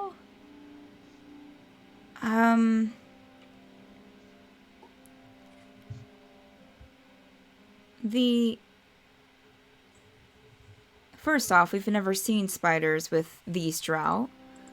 At least not yet. I, of course, am aware that spiders are a big part of drow culture in most areas, but they were in mine. But these... And I think... Maybe we haven't explained the situation properly. I think it might be a good idea to just a little bit, so that I have some clarification of whether or not to help you. These were fairly peaceful drow in the beginning. Up until months ago. When I say that we weren't friendly with them, we weren't inviting them up here because they liked their city. They liked being underground. They didn't want to be up on the surface. In fact, we might have at some point offered to bring them up here for a celebration or two. They never accepted, so we stopped offering. But there were some miners that had good relations with them. They chatted, they exchanged food, they exchanged recipes, even in some cases. So for this turn, and that's why we haven't been militant back to them is because even though they've outlashed against us, we're still trying to figure out what's going on. We've had a few miners that have tried to slip into the city, but didn't unfortunately make it far. You're saying they got sick first, and then passed it on to everybody else? But the thing is we haven't seen them. Whereas our miners are becoming weaker with the sickness, we haven't seen any of that, or they haven't shown us that with them. Of course, we're not seeing directly into their city when we deal with them. It's mostly through, secure tunnels that they meet in. They used to be welcome in our part of the tunnel system, into the miners' break room down there. But, of course, that's been sectioned off now. But it's like their whole attitude changed. And they kept referring to a new person.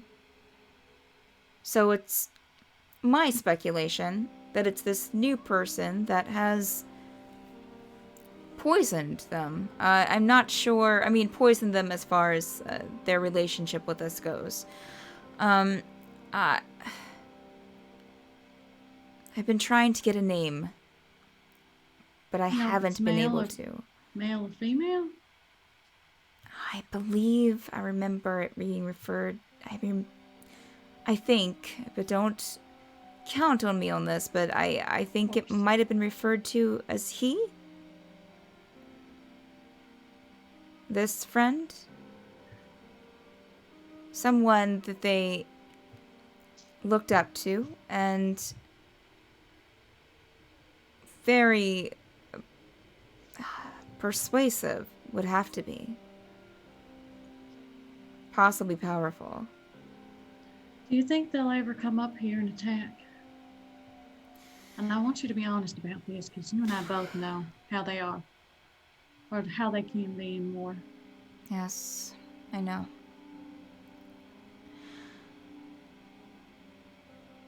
I just want to make sure you guys are prepared, just in case that happens. I do think it's a very strong possibility, yes. The thing is, and you can see her kind of,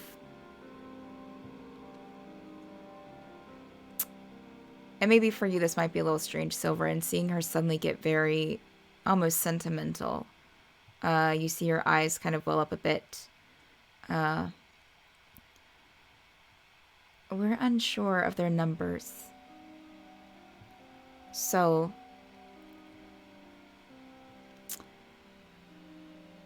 the possibilities are us scattering to the wind as a city, trying to fight against them, and possibly losing. Or maybe, and this is what we've been holding on to, is finding a way to help them.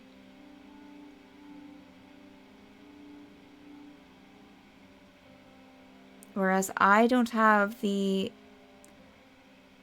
experience, the personal experience, to call any of them friends. There are miners, some that are still alive, that do.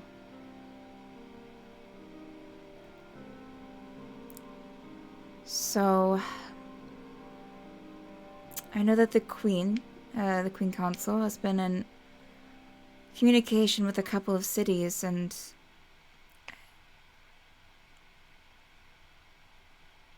we would basically have to start over. And without... This is the most fruitful gem mines on this coast, possibly in the entire continent. So we would have to completely start over, not only in our location as a city, but also in our trade. And with the fish drying up, at least as far as we know here, maybe even elsewhere, it's not a good prospect. So, you'll excuse us if we are trying to be as hopeful as we can. But to answer your question, yes, I am aware that things may turn dark.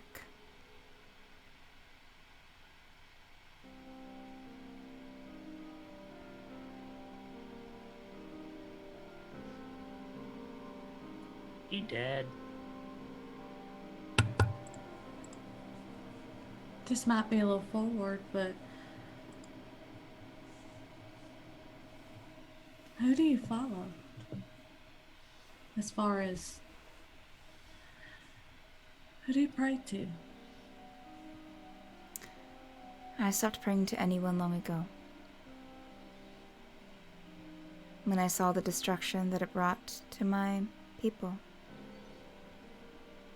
And the darkness and the hatred. So I found a new way.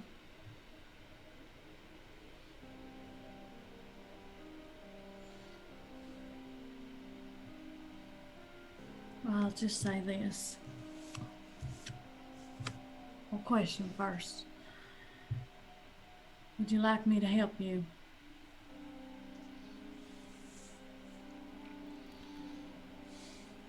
Because I would rather walk away. Warn you guys. Just being honest. Is this all in Undercommon, by the way? Yes, it is. Yeah. So we hear Yeah, we this just, like, other had a whole language, and then we hear conversation. Zephyr just randomly say, he Yeah. did. We're just, He dead. Calen has like walked over to the group of you and has like leaned up against the counter. I would say back earlier on in the conversation when Pyxrin was getting kind of flustered, Jurble would have just kind of like stood up, just kind of like behind the table, just like standing, you know, just Getting ready. getting ready for whatever happens. But not like in a threatening way. He's not like pulling out his bow. Like he's it's just fine. like Yeah. bodyguard. I got you. You know, I got you. Men in Black.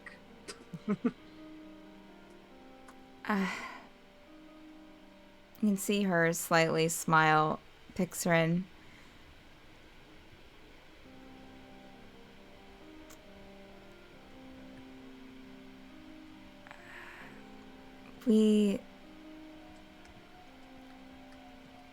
Honestly, I'm not quite sure what help you can be. Did you even plan this out?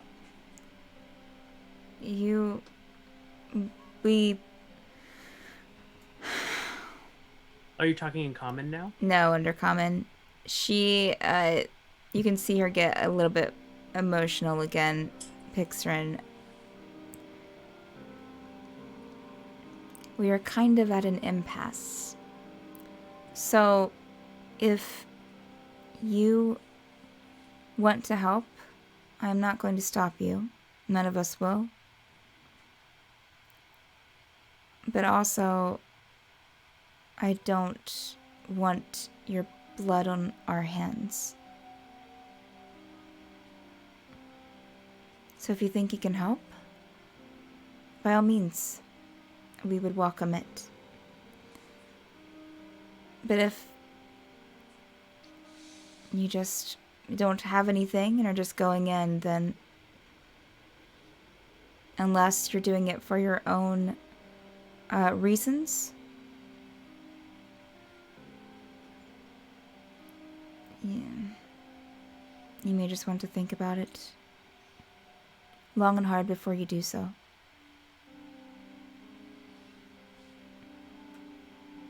Hang in there. Pyxrin's gonna walk around the table towards her, and if she'll allow her to place her left hand on her shoulder, Mm-hmm. right shoulder. Well,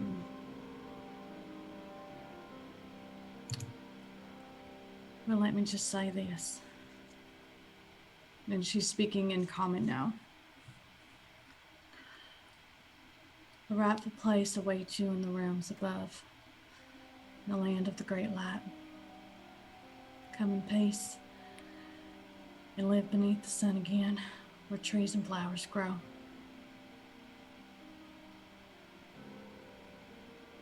And then she'll put her hand down and walk back towards the table and sit down.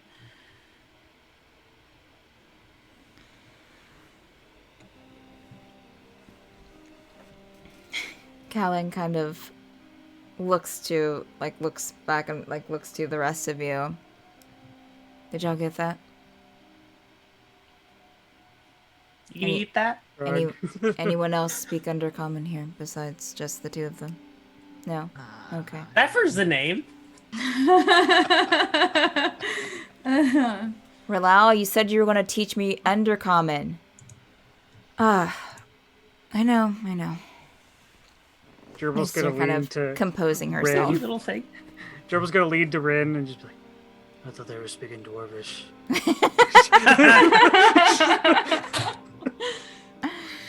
Rude.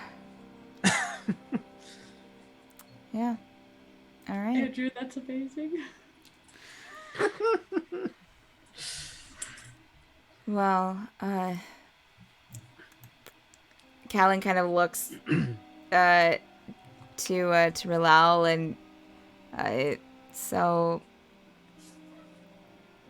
all right, are we done? Well, I guess, and she'll look to you, Pyxrin, I guess if your group decides that they want to go down, just let us know. And that way we can at least have some guards check on you and hopefully make sure you come out alive. Yes, I'll talk with them, and I just thank you for having a conversation with me. But I apologize for coming on a bit strong and just difficult. Forgive me. Nothing to forgive. And she will You're dead wrong. kind of start she'll head out of the room. Calen will pop a grape into her mouth. Well, so it seems we might be seeing you again, might not, I don't know.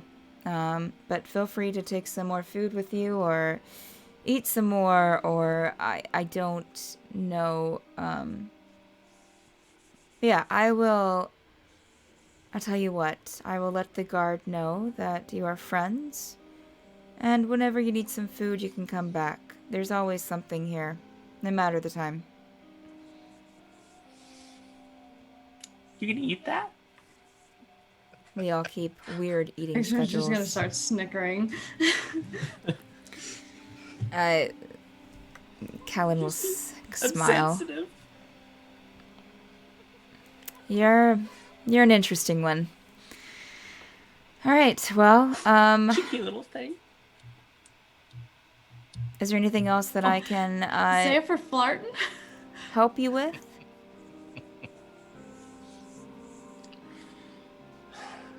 I guess we have to talk amongst I ourselves. think we're good. No touchy.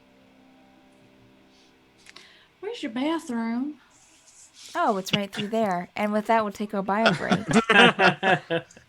All right, so for those watching, or if you don't know, we come back in about 8 to 10 minutes as we go and refill our waters, go to the restroom, etc., etc. So stop in then, and we will be back.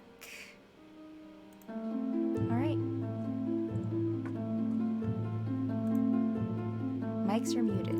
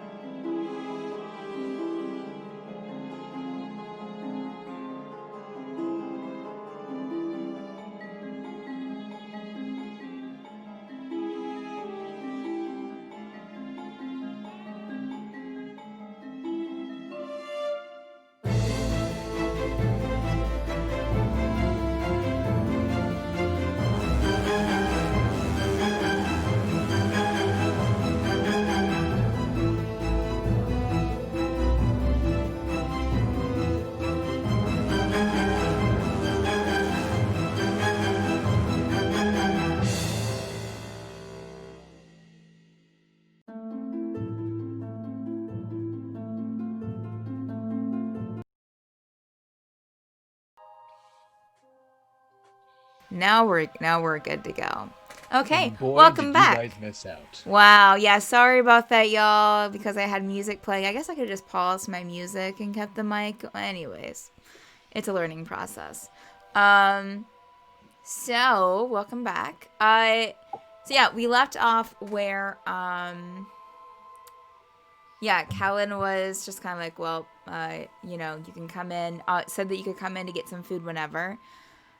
She starts to walk out, like popping another grape in her mouth, and she turns around.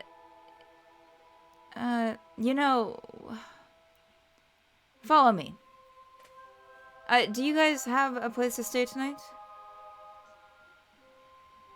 Or are you leaving? You're not leaving like tonight, are you? Or Really up in Had the we air. decided? I tell Because you I what, think let we me did. get you into just follow me. Come on. And she will lead you back towards this like grand staircase in the back of this kind of like open area. Need And more clarification. you don't have this, like, you had people walking through here, like kind of walking, like passing through here earlier. It's kind of quieted down. This staircase is just huge. Possibly, I mean, again, I'm horrible at this, but maybe like 20 feet wide, going up, and then it splits off, going on to the left and to the right, still about 20 feet in width. And then leading onto almost like an encircling balcony that is probably about 10 feet in width, or 10, 11, 12 feet in width. And there's all kinds of doors kind of on this balcony. And of course the balcony looks over into that like large open area. You see a couple people kind of coming out of a door and going into another one. So you think that there's probably some offices up here, but she leads you kind of towards the back of this kind of like this balcony area. And through there's some doors back there. She gets this very heavy keychain out of her pocket with all kinds of different keys on it, and takes one, and they each have like a little like colored tassel on them, so that way she can tell which one goes to which door. She gets that one with the red tassel on it, and turns it in the door and opens up, and it goes into this almost like a suite. You have this very nice sitting area with these very nice windows in the back. Everything is very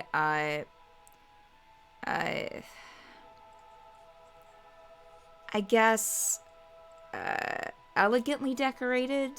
You have, the curtains are thick and have this kind of floral, flowery pattern on them. The couch and the chairs are plush, and have these little like gold rivets in them.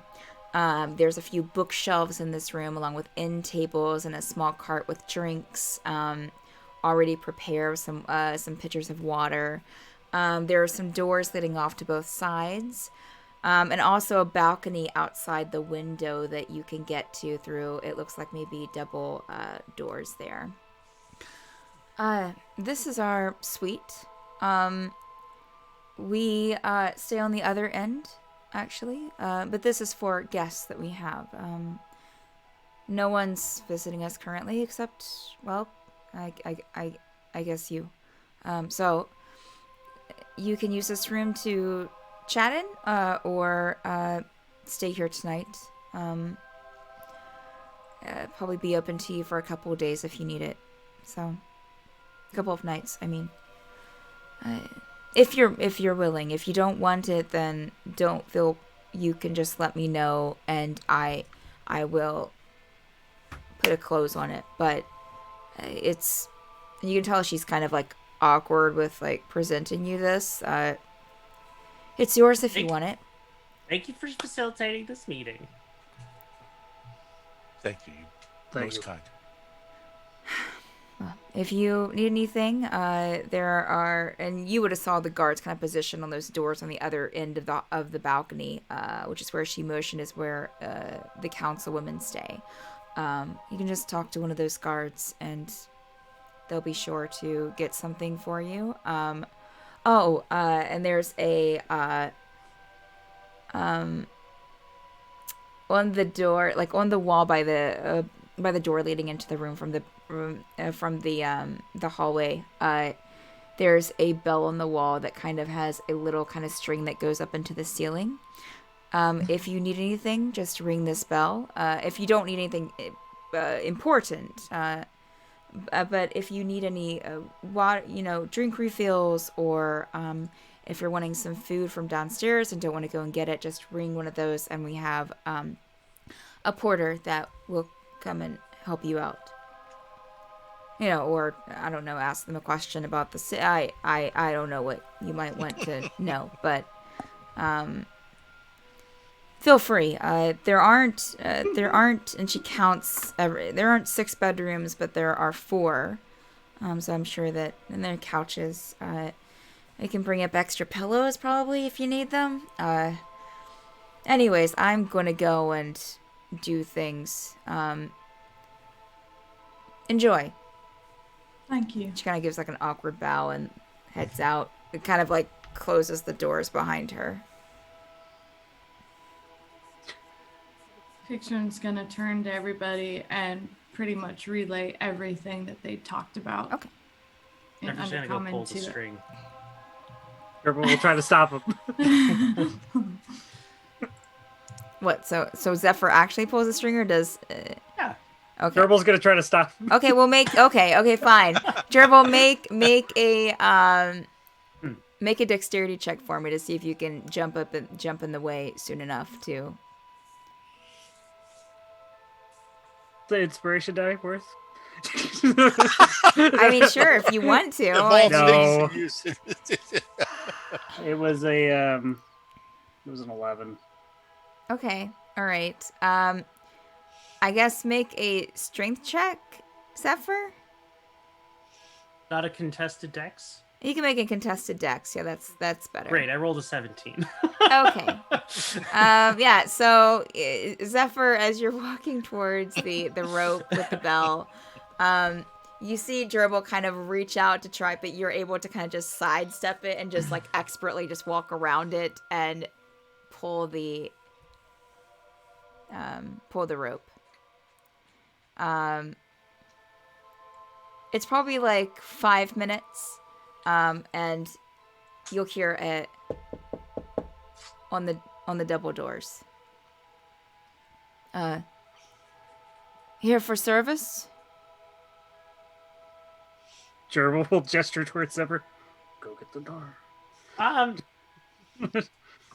You can eat that. The door's closed still. Are you opening the door at all, or Yeah. no? Okay, so you open the door. There is a red-skinned tiefling standing on the other side, dressed in kind of this fine dress pants with a dress shirt, with a vest, and like a bow tie.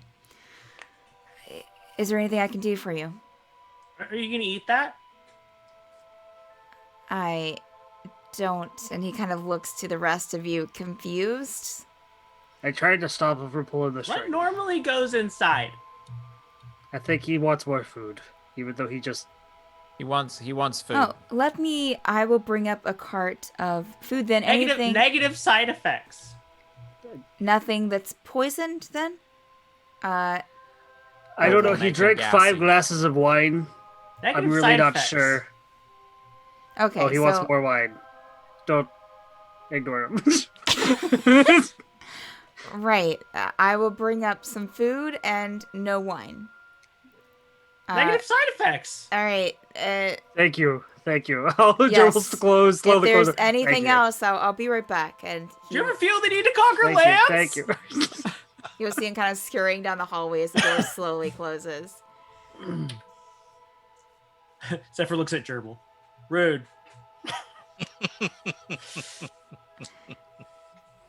So what's our plan? Are we staying? Are we going? It seemed like before your conversation, you were like, hey, we need to run. But now we're possibly staying here? Well, I mean,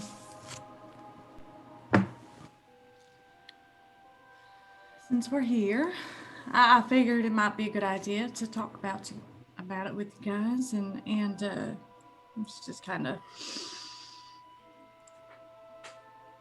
I don't know. I'm just really confused. I need more clarification. I'm pretty confused too. Do you? You said that they said that the spiders and the drow aren't working together, it seems to them. Has that ever happened before? Not that I know of. I mean, things could have changed, but it depends on the drow. It depends on that particular city. Mine was more adamant about keeping with very particular, not so great stuff.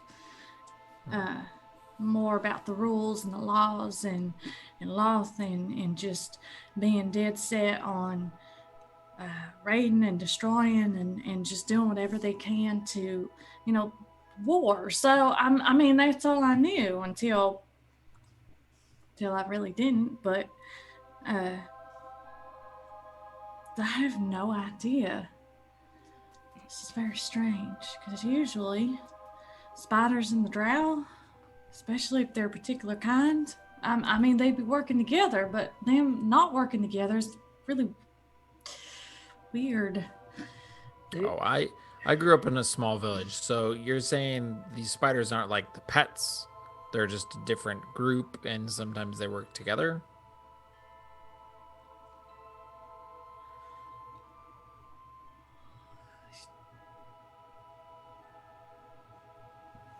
Or sometimes, depending on the drow, they would actually raise them from their eggs. So, gotcha. I mean, yes and no, it really depends. But where I came from, we raised them and we just kind of worked together and we trained them and stuff like that.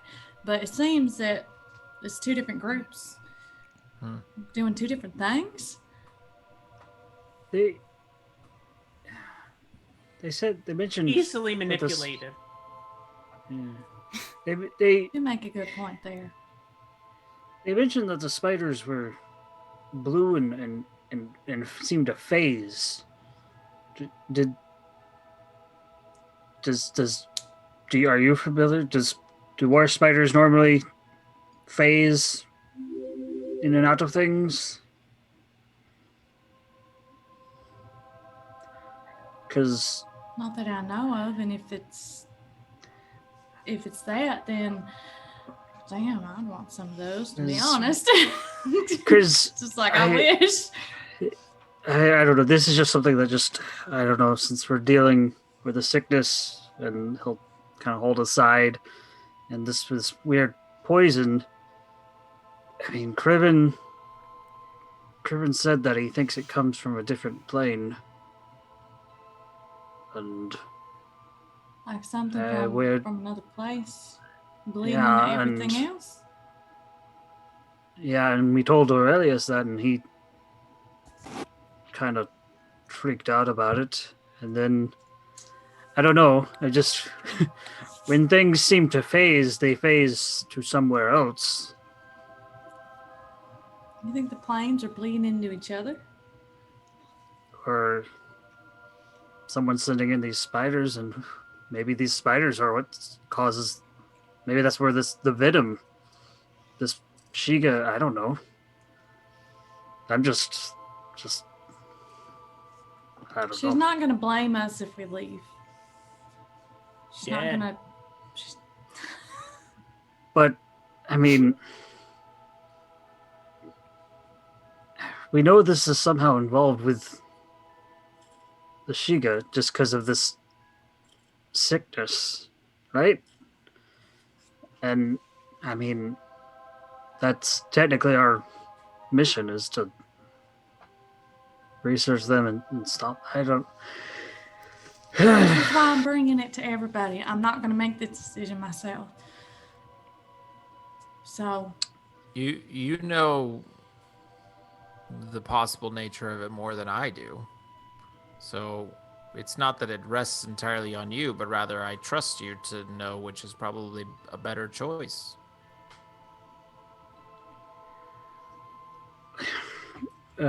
Just then. Zephyr, did you pull a string again? No, he's. Jurble will open the door. Open the door. And in comes a cart first, and then the redskin tiefling pushes it in.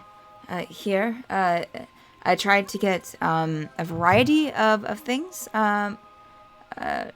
We were out of wine, unfortunately, he tells Zephyr. Zephyr's holding a gold coin. No negative side effects. I'm sorry. Negative side effects? We don't have any more wine. Is there a way that I can anyone communicate that to him? He understands. He's just rude. No wine. He will in his own voice. Can anyone communicate that to him? he will kind of get closer to you, Jurble, but there is a bag on the bottom shelf of the cart that does have some whiskey in it. I figured in case you needed something. He's saying it to where you cannot hear, Zephyr. Perception check. Okay, fine. Make a perception check. 24. Okay, you hear it. Zephyr will just walk up in the middle of that sentence, grab his hand, place the gold coin in it. Hang in there.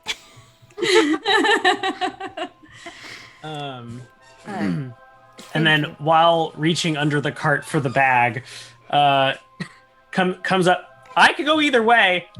To the group as like statement of part of the conversation, and then walks over to whatever couch there is and opens a bottle of whiskey. We're still learning new things about him every day. Sorry. I imagine so. If there's anything else... Oh, to fly! If there's anything else, just be sure to ring the bell. Thank you. What was your name again? Tumnus.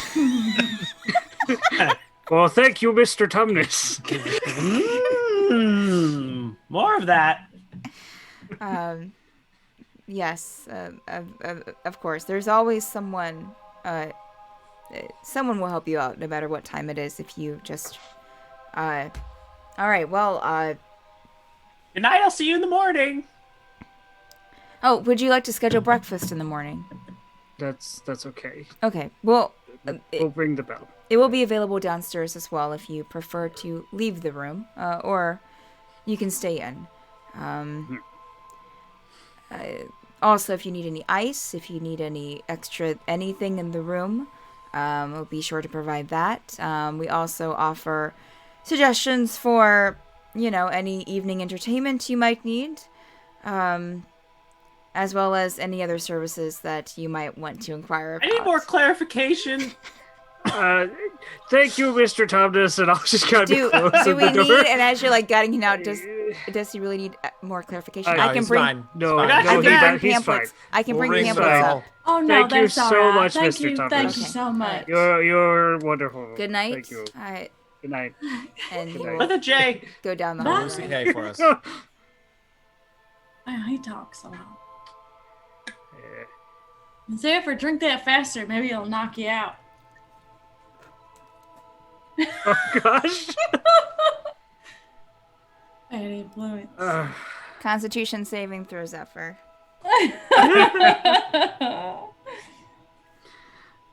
All right. Okay. 18. You're good. Damn it. Okay. So. I got your back. Okay. Back to the thing at hand. Pyxrin. Worst case scenario, if we go down there, We die. And well, That certainly would be that the worst. I mean, Yep, yes, yep. but Where's the like I best? said, are you prepared? What if you know who is down there? Are you prepared for that? Like if this was like us going into a bugbear army, and if you were to ask if I was ready to confront my brother right now, I'm not sure I could. I So don't I'm think- just You're dead wrong. Keep drinking, Zephyr.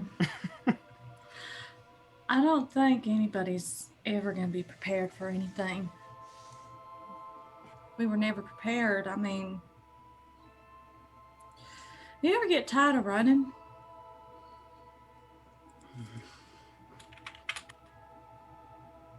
yeah. Well, if he's down there, you guys leave.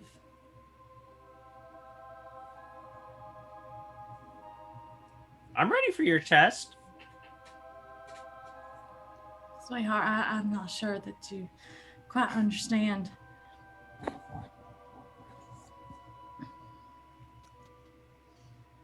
I won't be ready. I don't know when I'll ever be.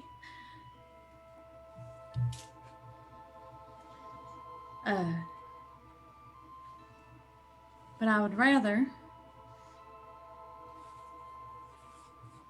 be confronted for...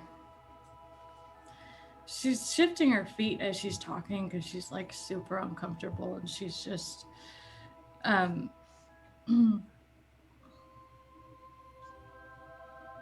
gonna take off her ring when she's talking.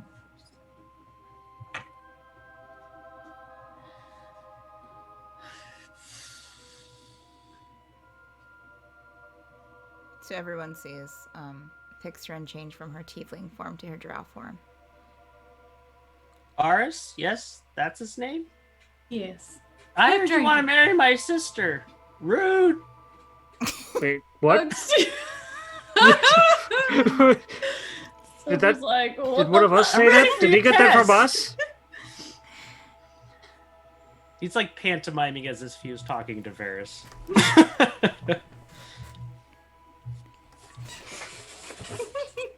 I love that.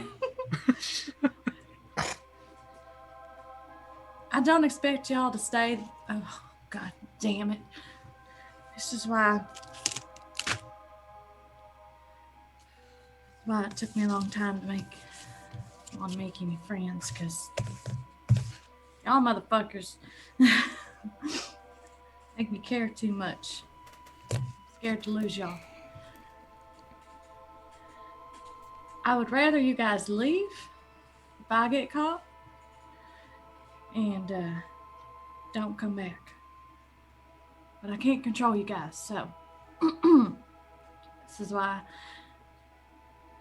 to be honest, I would rather take off and leave.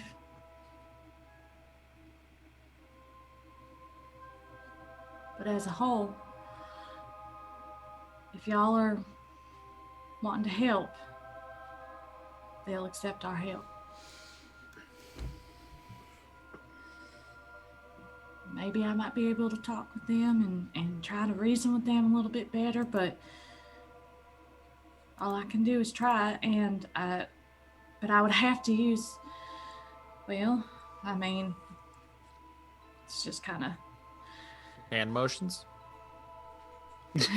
hand motions her like herself, drow like just form. like her drow Oh. form. Oh.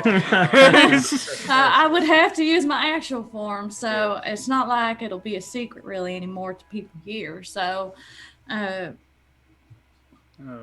that's a risk I'm willing to take to make sure that more people don't die, especially you guys.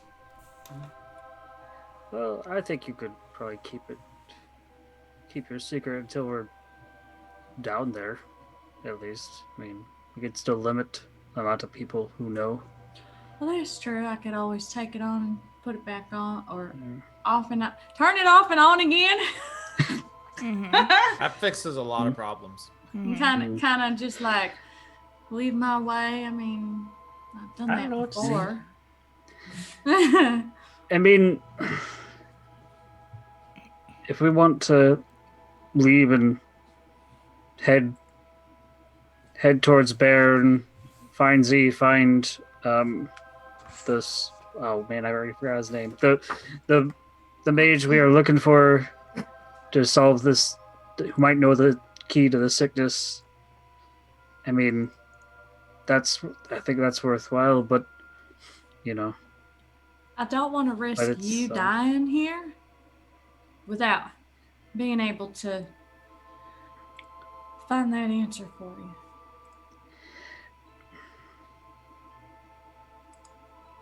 I mean, I think that in a worst case scenario, we have the orb. We can go to Dingglent and get out of harm's way if needed. Well, that's true. That's true. I didn't think about that. See, that's why you're so smart, Rhaenyra. The daddy. I try. Wait, Jurble will turn to Zephyr and be like, hey, is he really your dad? Is it? Look around me. Did you even plan this out? No, not really, no. That was specifically directed at Chirp. No, I'm a bugbear.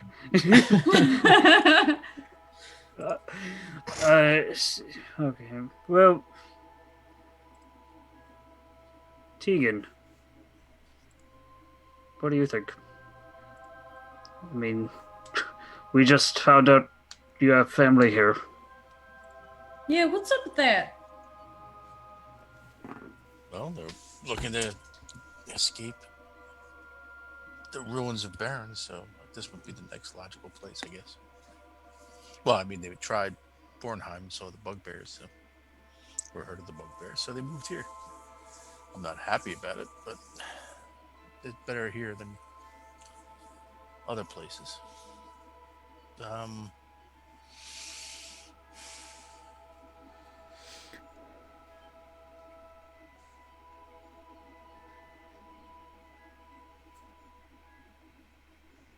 I think, yeah, maybe Rhaenyra has a good point. I think we can go down, check things out.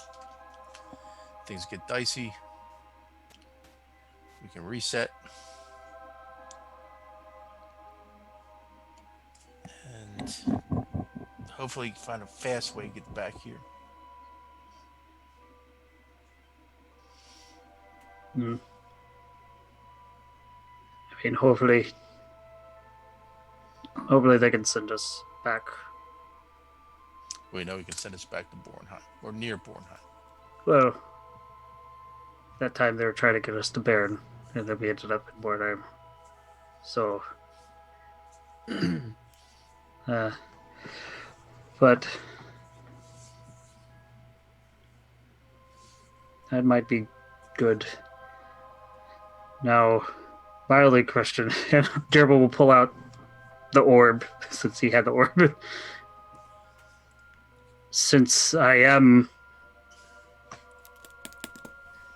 a little handicapped, and I'll just pat aside.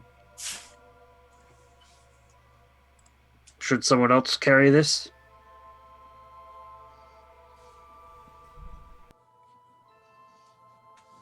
I got your back. Not the alcoholic bird. I have a bag of holding. I can take it. I'll hand it to Ren. In my pocket. Rude. Love that quote, not the alcoholic bird.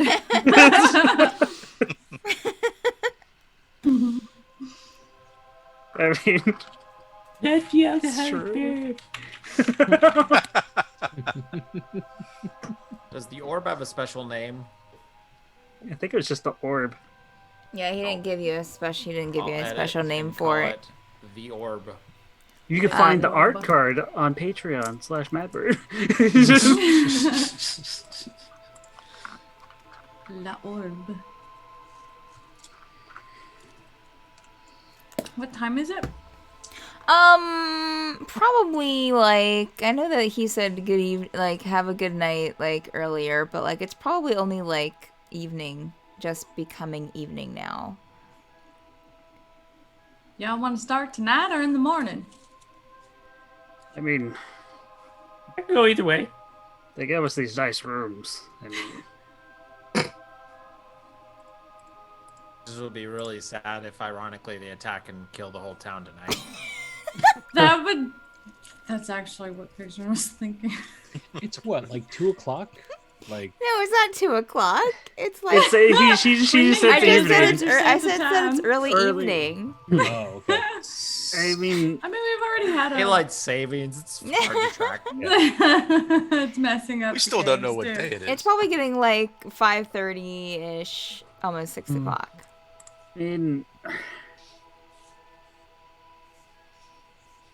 I mean, what are the odds that I mean, worst case scenario, we're dead.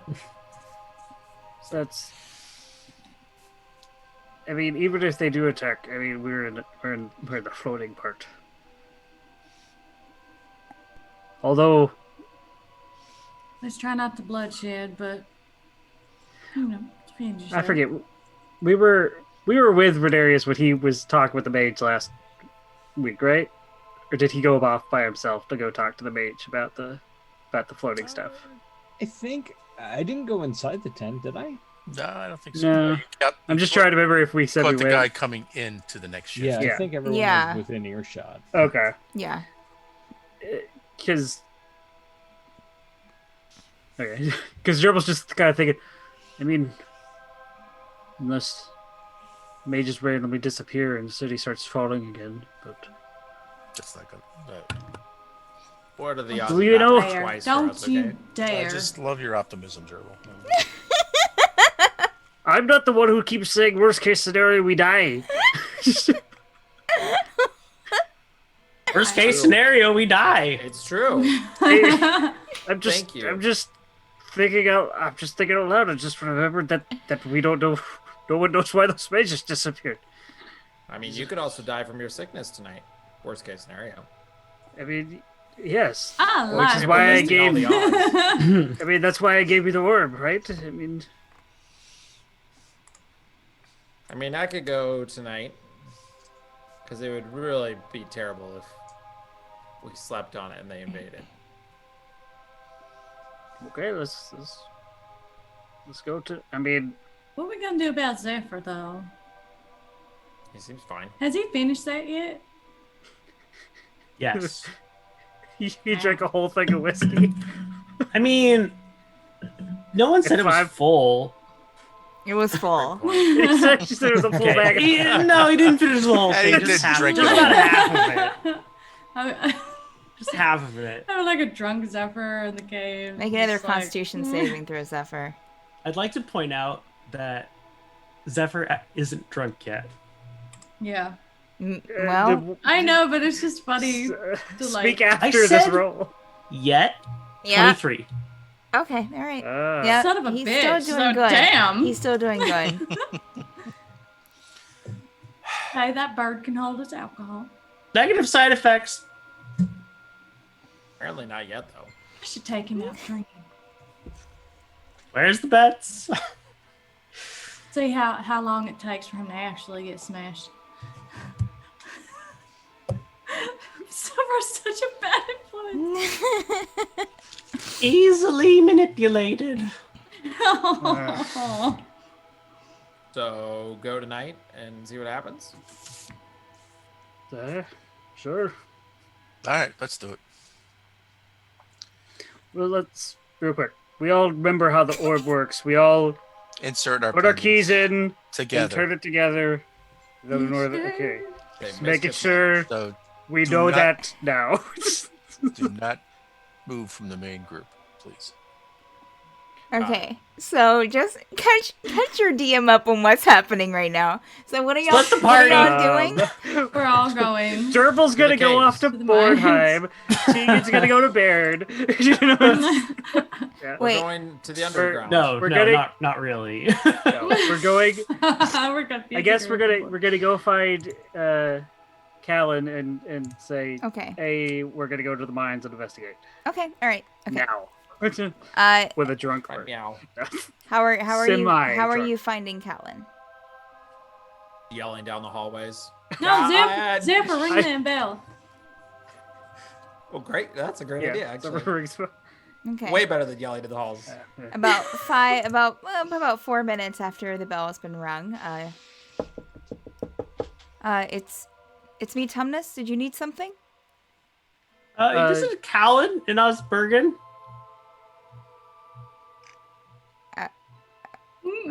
Pardon? We would like to speak with Calen if she's around. Yes. I will go and make sure that she's still in the building. I will either report back in a couple minutes or Calen will report in. Thank you, Mr. Tumnus. You hear I almost forgot. scurrying of feet. Pyxrin's gonna put on her ring back on before she goes there. Shit. So about 5 minutes later, it's Calen. Come in, please. She'll open the door and step in, closing the door behind her. Can I help you? Oh, what's up? We decided we're gonna head down into the miney area now. Okay. And see what's up. All right. All right. Keep you in the loop. Definitely. Let me get. Do you know? Would you like a guard to take you there at least? Yes. To the mines. I was like, do we know the way? I don't actually know. I mean, you know where Worst the mine case scenario, is, we but die. you don't know how to get in mean- there. So, okay, I will go and get a sure. guard for you, and we'll. Let him know the worst case scenario, though. He might die. Right. Well, he's going to take you. I mean, there are a couple of guards down in the mines, as well as some more miners.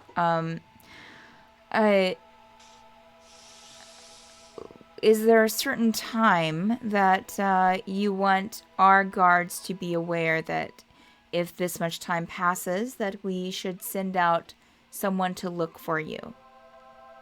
No, can't say I do. Because again, there are miners down there and a couple of guards, but they're only in certain areas. So if you venture into areas that aren't usually patrolled, I just need to know a time limit.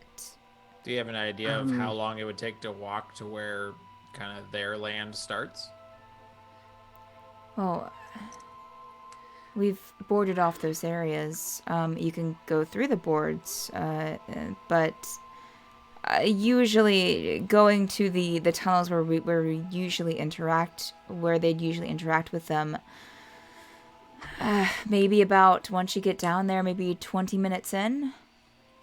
Okay. I mean, By the morning. We're not back by morning. Sure. Okay.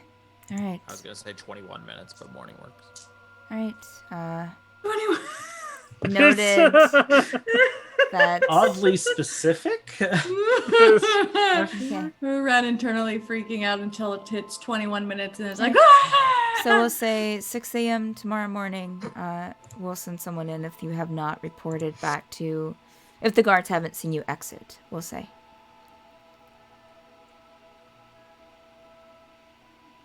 I'd say, or we sent word. Okay.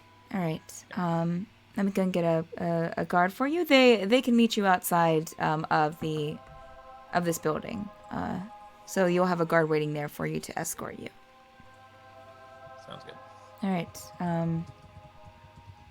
Okay. Well. If there's anything we can do, just let us know. Thank you. We thank you for your help.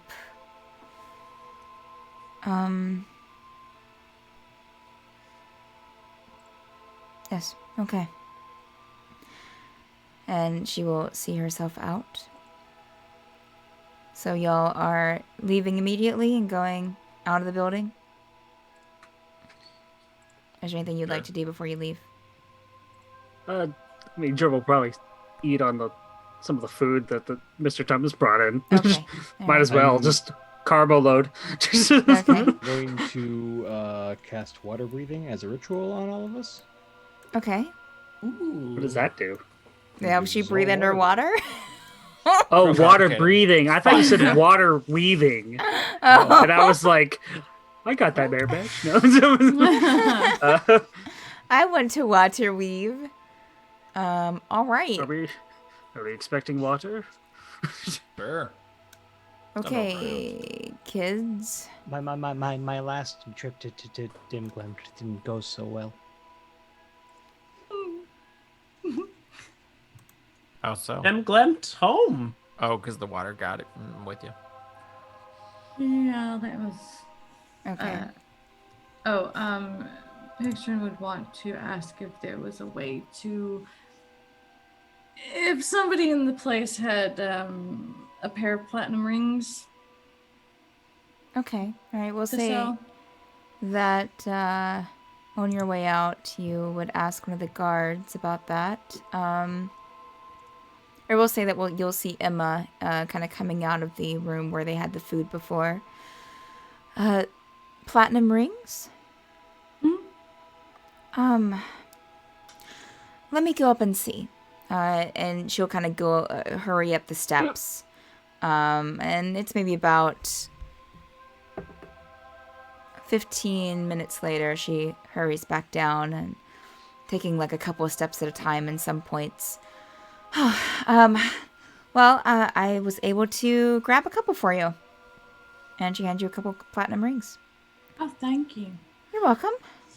The Queen Council really likes rings, so she always keeps some extra in case for when she has them made specifically. So she won't miss them. Wait, did you just take them without permission? Oh no, she has a storage of items to create specially crafted rings. So she had those set us, with some more. We can always get more I'm made. just teasing. Okay, It's all good. right. She'll kind of give you like a pat on the shoulder. All right. Good luck to you. And we'll see you soon. And she'll kind of hurry off into the other room. Worst case, we die. Worst case scenario, maybe we won't. You won't die. And she'll That's- close the doors. Now you jinxed it. You won't die. Jinxed it. All right. And You as you took that a little too well. When you said, And as you exit the building, there's a guard there with the city's symbol on it, which I think was like the top half of a circle with like the lines going up. Are you ready to go? All right. I think so. I will just take you over there and just follow me. And he leads you through town. He'll lead you to the transportation circle because the entrances are down in the bottom part of the city. So take you over to the transportation circle. With him being a guard, like he pretty much just steps in front of everyone with the group of you, and you're able to get down quickly. It's about a few blocks over from where you arrive on the transportation circle in the city below. You head over. I mean, it is in the evening, so you don't have the crowd outside this Imperial gyms where you had like the huge Imperial gym sign. You see the kind of the moving shelves that kind of rotate up to the city above, and has another one coming back down on the other side. You're in the western part of the city, and if you look to the east, like you can see another one in the distance for the other part of the mine. And as you walk up to the mine, and the guard kind of like takes you in through a doorway, you see a dragonborn with blue skin, kind of in this well-fitted suit. And his tail kind of goes out like maybe 3 feet from him. You must be the adventurers. Going down in the mines to check things out? Was this the same Dragonborn that was trying to calm people down? Yes, correct. Yeah, we're going to check it out. I'm Nikos, and he puts out a hand to shake for everyone. He'll go over to each of you. I shake his Jurble. Venarius. Nice to meet you. And nice to meet you as well. And he kind of nods at you, Pyxrin. I run Imperial Gems here. Finest gem establishment here in the city, of course. Well, one of two, but we're still the finest. Please, and as you were standing there talking to him, like, you'll see a couple of, like, a dwarf and a tiefling kind of go in with, like, working gear, going towards this big, kind of huge elevator that's at the end of this kind of open air warehouse. And as they go over to the to this lift, you'll have an operator standing there who kind of pulls the lever, and it goes down. About 5 minutes later, as you're standing here talking to the Dragonborn and greeting him, it comes back up, and a couple of miners kind of faces completely like dusty and dirty will come out with like lunch pails in their hand, and exit the building, kind of talking amongst each other. Well, I'm assume that and the guard that brought you here has kind of is standing off to the side away from the conversation now. I assume that they've that you're aware of everything that's been happening down in the mines. A little bit, Yes. but Give or take. it's always worth to get somebody's perspective that's been down in the mines. Well, there are miners down there, so you might help to speak with them once you get there. We still have workers working. Of course, they're there under their own pretense. They've signed waivers. They know what they're doing. Even though we've had some unfortunate incidents over the past 2 days. Negative side effects. Yes, that too. Very unfortunate. What's the? When we saw some of the poor miners who were sick. Yes. What would you say is, I guess, the rate at people getting sick? Is it most of them, or just It few? seems to happen in spurts, especially when they come across an explosive device that we think are being set by the Drow, but we're not 100% sure. Then they'll get hurt. Usually, our workers are pretty strapping, and they will work through their injuries. We'll have a medic down there, but they'll continue working afterwards as much as they can.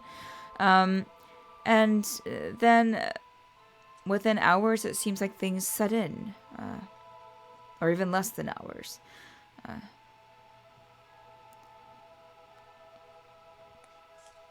Interesting. And sometimes it's the occasional one. But yeah, as I said, the past 2 days it's been happening more rapidly, especially since, what happened yesterday, earlier. The you're talking about the shifts, Yes, whatever the that cracks. godforsaken thing was, yes. Quite a business ruiner, and also unfortunate for the city and our townspeople. Well, is there anything else I can answer for you before heading down? Have you yourself been down there? Do you know what it's like? I've been down to see some of the carnage that the Drow have left in their wake, and to to let our miners and the guards who have been helping us know what areas to block off. But we're almost at the point where we might have to I don't know. You know, you have a good portion of your mind blocked off because of certain incidents, and it doesn't leave you with much mind left. But we're trying to work as much as we can. All right. Alright. Well, here, and he'll give you all some like a hat of sorts, almost like a coal miner's helmet that has a light on that you can wear if you choose to. For those with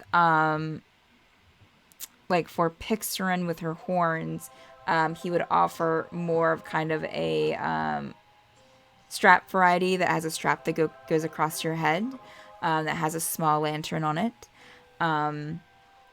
These were thought up by our mages and our engineers here in the city. Quite useful.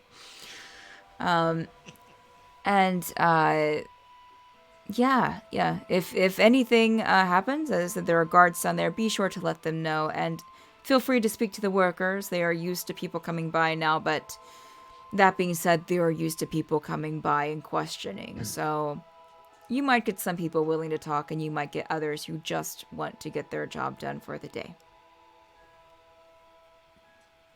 All right. Well, step on over to the lift, and they'll take you down. And Dragonborn will kind of turn and settle back into like this huge desk that's there with some filing cabinets, and get back to his work. As someone from the outside will come in and kind of speak with him. All right. So heading over. What? I put on the hat. Put on the hat. Yeah. Jurble will also put on. The hat gnome size. It's a little big. Yeah. Just checking. Yeah. Here, I put it on. It's a little. Mm-hmm. Looks like a little kid wearing his like. Yeah.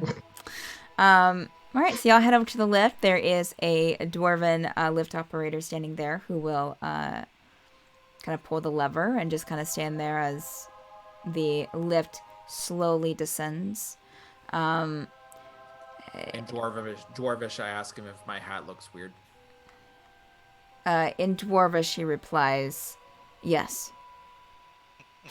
Say, thanks for your honesty. Jurble will lean to Pyxrin and be like, was he just speaking Undercommon? No. As the group of you had went back towards this lift area, we'll point out that, like, as this was like a warehouse area that you were talking to the Dragonborn in earlier and that you entered into, as it got to the lift area, you could kind of see, like,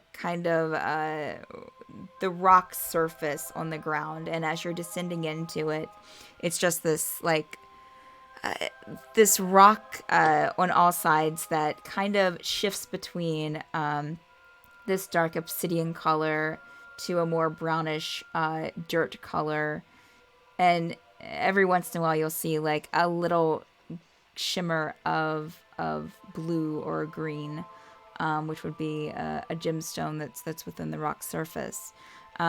As you get farther down, the lift goes for about, it's moving pretty slowly, so you're probably there for probably around like 5 minutes probably.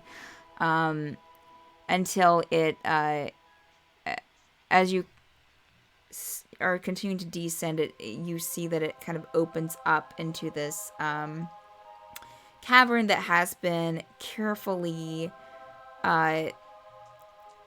carved out to almost into this very interesting, like, rock-lined hallway that looks completely like it's so perfectly carved and almost smoothed in this hallway that it almost seems like that they built the hallway out of stone, whereas they actually like carved into the rock.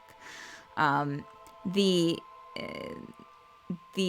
lift comes to a very shaky stop, and the lift rider motions for all of you to step off. And motions towards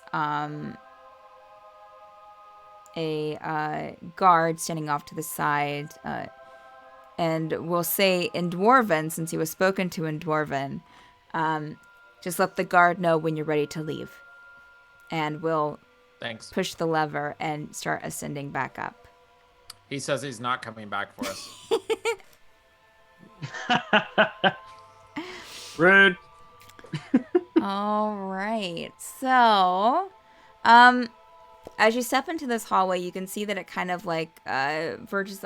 There are little kind of like hallways going off of this hallway, little passageways. Every once in a while you'll see like a dwarf or a tiefling or a gnome kind of pass through one hallway into another, several feet in front of you. The first hallway you come to, there are some dwarves and like 3 dwarves and a couple of gnomes that are working on this one wall and getting some gems out of it. They have a little tin with some gemstones inside of it.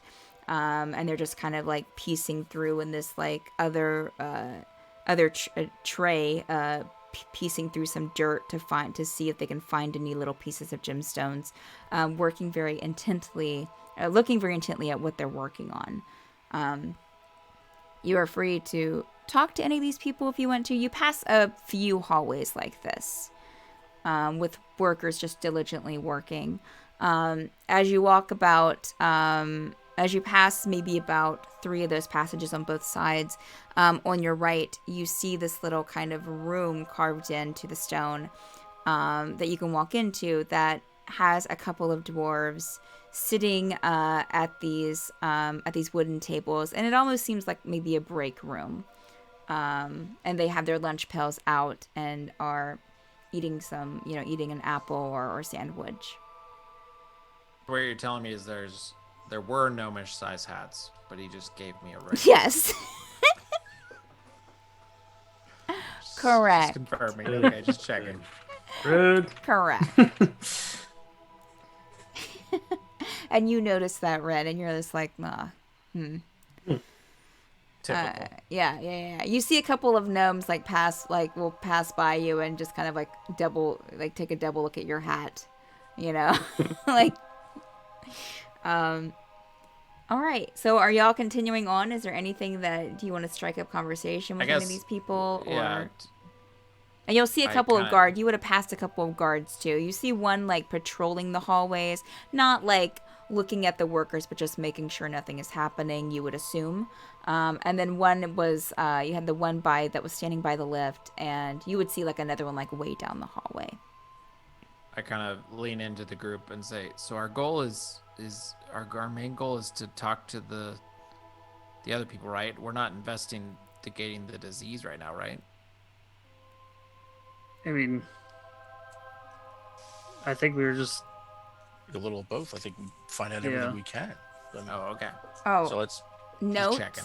Your necklaces are slightly warm. They're definitely warmer than they were. Just a tinge. On the surface of the city, like you really felt nothing, like walking up to this building even.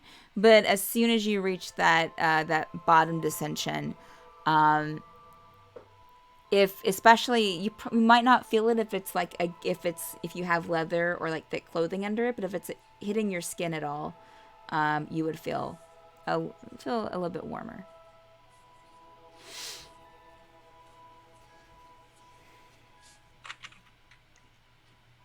Is this in like an immediate proximity to anything, like as we get closer to workers, or just generally being in the area? Generally being in the area right now, like ever since you got to this, as I said, like the bottom descension in the lift elevator, when you got down to this level, I guess is what I'm saying. If your necklace is touching your skin at all, like the pendant or the chain, you can feel a little bit of warmness. It's staying that way throughout where you're traveling right now, or as much as you've traveled through these hallways.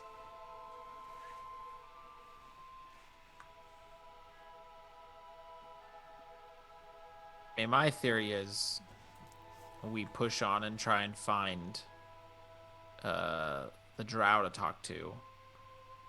And then best case scenario, we survive. And on the way back, we can then talk to all the miners about the disease. I just feel like them possibly invading seems probably like a more pressing thing we want to stop. Yeah, we're here now, so might as well. First, we need to. If we have to jet out of here, then we wouldn't have talked to the miners. And we need to at least talk to somebody to find where the Drow actually are. He'll just kind of gesture at all the passageways and those. As you're standing there talking in the hallway, a dwarf passes by you and just kind of, it gives you a very kind of disgusted look, and then continues on. He's walking out of the break room, and so there's only one dwarf in the break room, eating a sandwich. Good night! No answer. You're gonna walk in. Excuse me. I was wondering when you would talk to me. Sorry to interrupt your break. Sure. He'll kind of like shove the rest of the sandwich in his mouth and just start chewing it. I don't think anyone would have any problem with you talking to us for a while. So maybe your break will get a little longer. Oh yeah, I don't have any problem with that. You'll excuse Gerald. He's a bit grumpy about everyone chatting with us since everything started. So a lot of people have been asking. Oh, we just had guards down here, and Nikos down here sometimes, asking about things, and it's just a lot. We just want to, we're just trying to get our work done, but it's hard to get your work done when you got someone standing over your shoulder. Oh, what had happened? What have you been? What have you been doing? Where have you been going? So, yeah. So maybe we'll just skip and get right to the nitty-gritty. What do you think's Sure. been happening? What do you think's been happening? Yeah, I mean, personally, I think it's something weird. I think it's, there's been some weird things happening. If you ask other people, they might say it's the Drow, but I don't know. I think the Drow have their own problems. I don't think that, and I'm not saying that they didn't plant. I mean, I think that they did plant the explosives. But as far as the sickness, I've been working these mines for a long time, and while I can't call any of the Drow my friends, I wouldn't call them my enemies either. So they're more of a live and let live kind of. Well, they used to attitude. be until recently. Yeah, we've heard that there's been a change in attitude. Oh yeah, there's been a change in something in that city, and I'm not sure what it is, but it's definitely affecting them. At least that's my opinion. Any pattern or rationale or observations about the explosions? Are they happening only in certain areas, or are they random, or? Well, we had one that happened over near the communication tunnel where we usually communicated with them. We had one happen there, another happened deeper in the caves. But those have been boarded up, so we haven't had any in, well, we had one yesterday morning, but we haven't had one since then.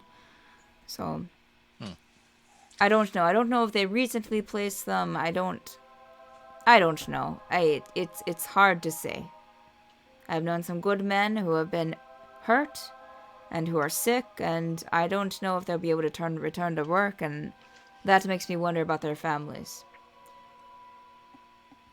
Have the injuries more related to the actual explosion, or just being in the vicinity and then suddenly coming down with the illness just because they were in the area? No, I think it seems with the actual explosion, but I think it's because of getting. I mean, it seems, but then I think that there have been some that weren't in explosions and got sick. So it seems a bit random. I don't know. It's kind of hard to say what is setting it off.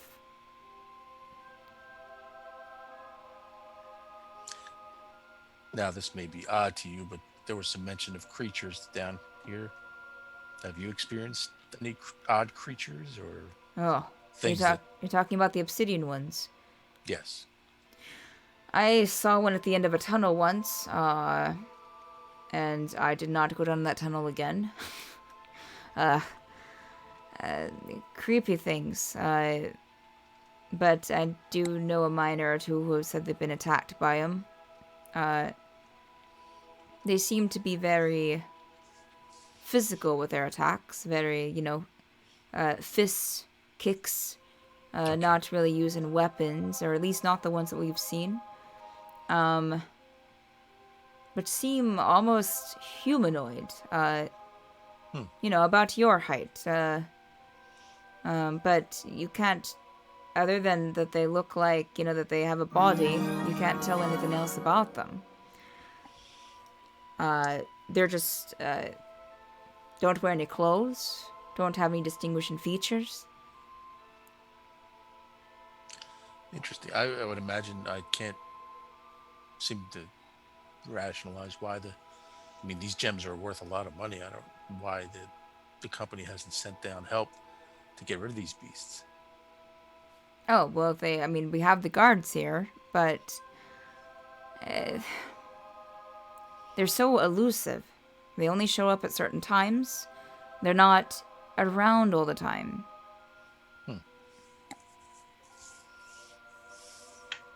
It's not like that they're camping out in one of the, they'll be in one hallway and you'll go and, look for them again with the guard with you and there's nothing there and the guard thinks you're crazy. Okay. So, we just always travel in groups now. No one going off by themselves. Seems to be working. But that's only been something we've been implementing the last 24 hours, so... Okay. Sorry. Excuse me. Jurble. Big fella. Yes.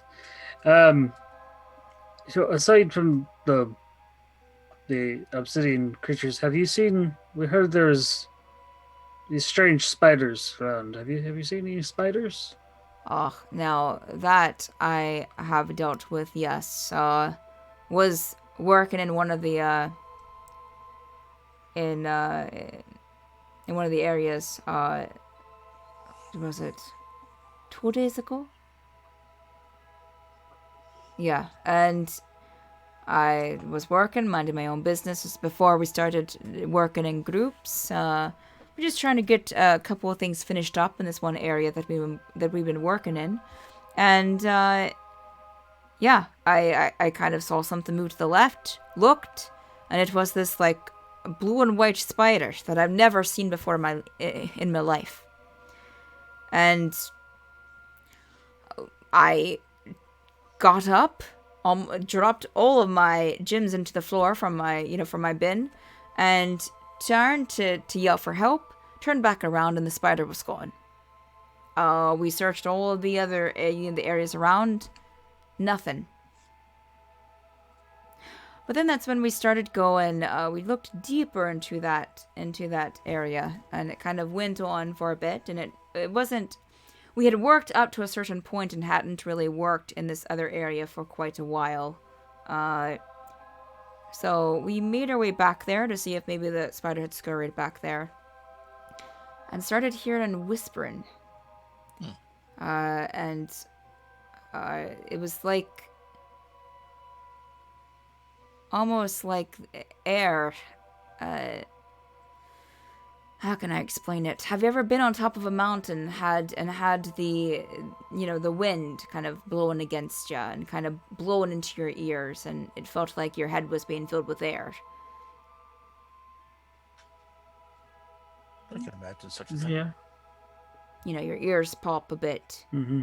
That's kind of how it felt in this one area. It was, especially when we got into this kind of circular area of that cave system, or cavern system, that's exactly how it felt.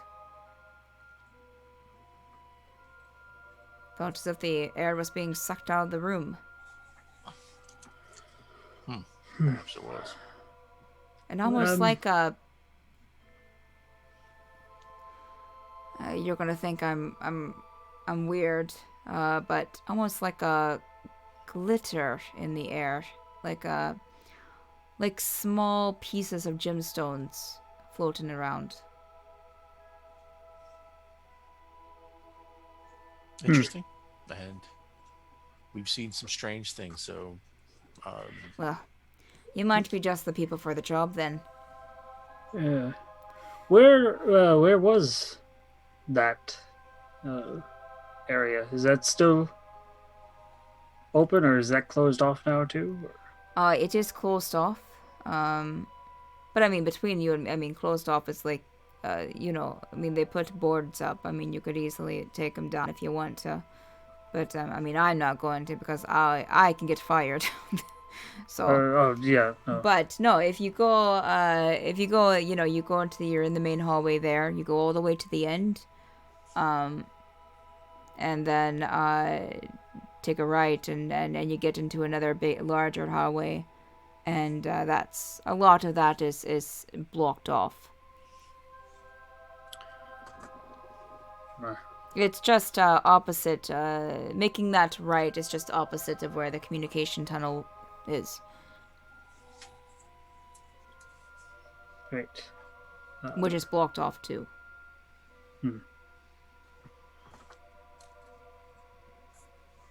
okay. Anybody else have anything? I'm mid spell cast, so Okay. I think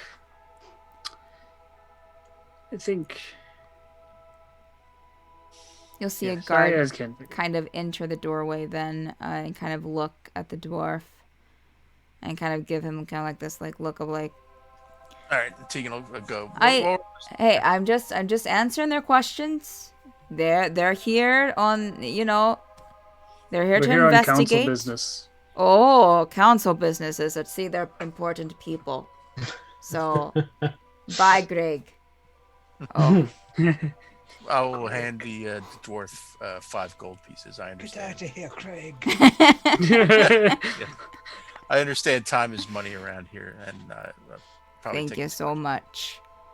So I'll hand him 5. Greg has his head up his own ass a little bit too much, if you ask me, but I appreciate the help. We appreciate you spending some time with us. Yes, thank you. Absolutely. Stay safe. Anything else Good I night. can answer? Oh, okay. All right.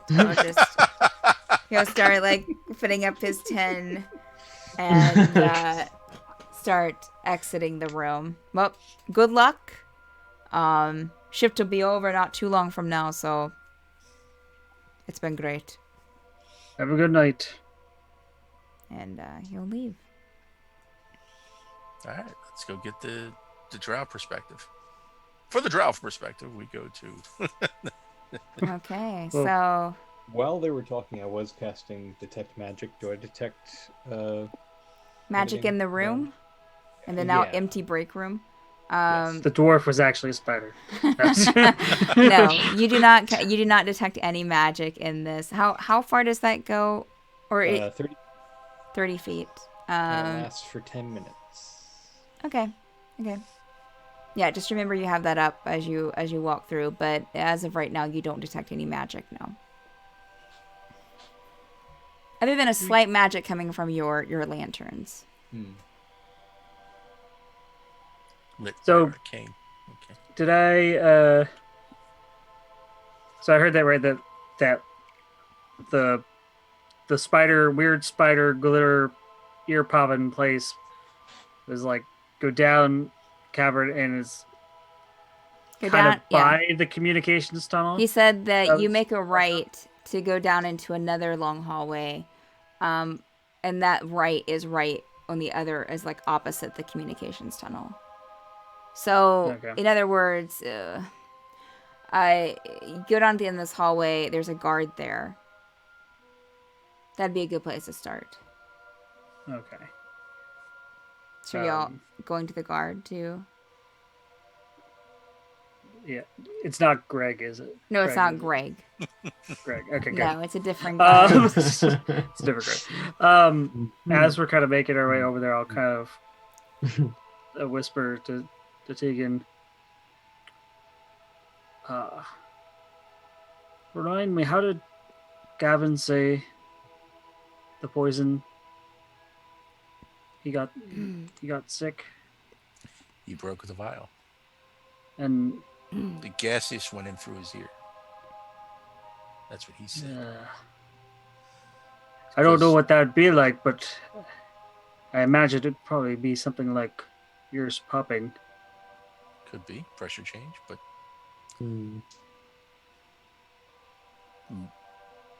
it sounds like, I mean, the dagger mechanisms, Criven made it sound like it was a gas that was expended out of the dagger, Yeah. not a liquid. Yeah. And just, I don't know, I'm just still very suspicious of these spiders, and I can't help but feel they might be connected to the whole Shiga and sickness thing. Because when I had that weird vision, Shiga whispering seems to be one of their things. Okay. They followed the spider into the strange thing.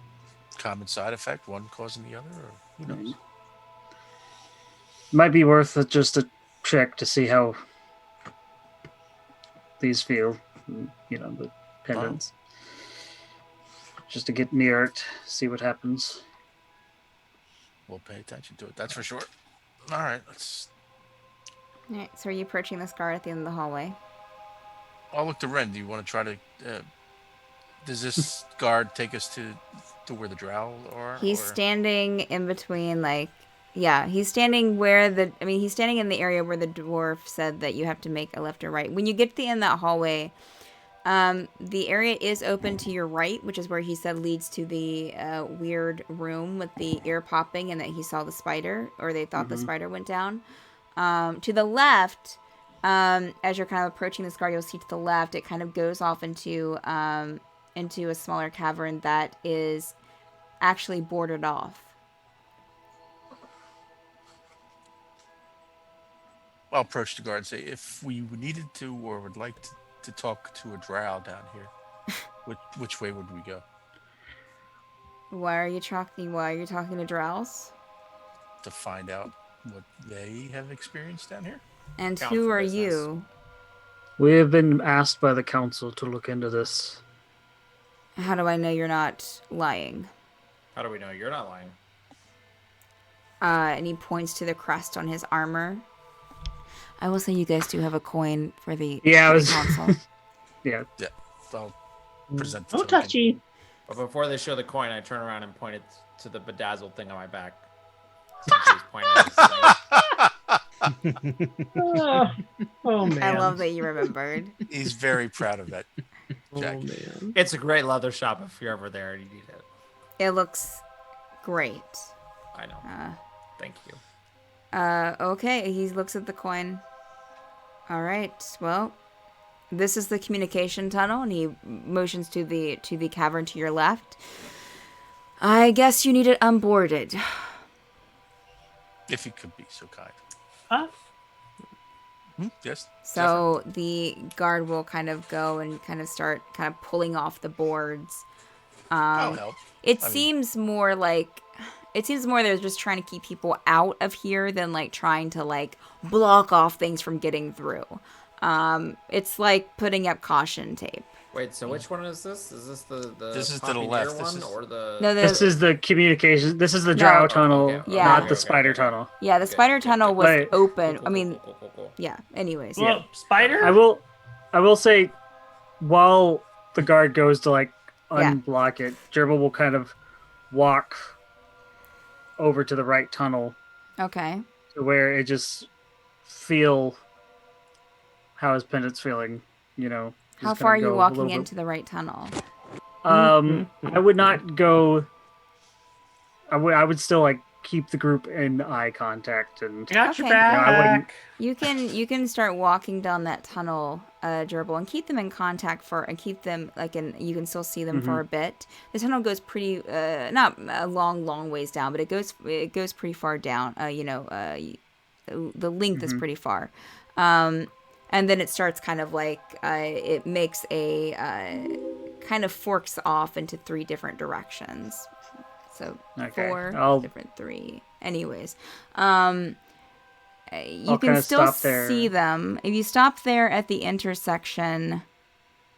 Zephyr's following him, by the way.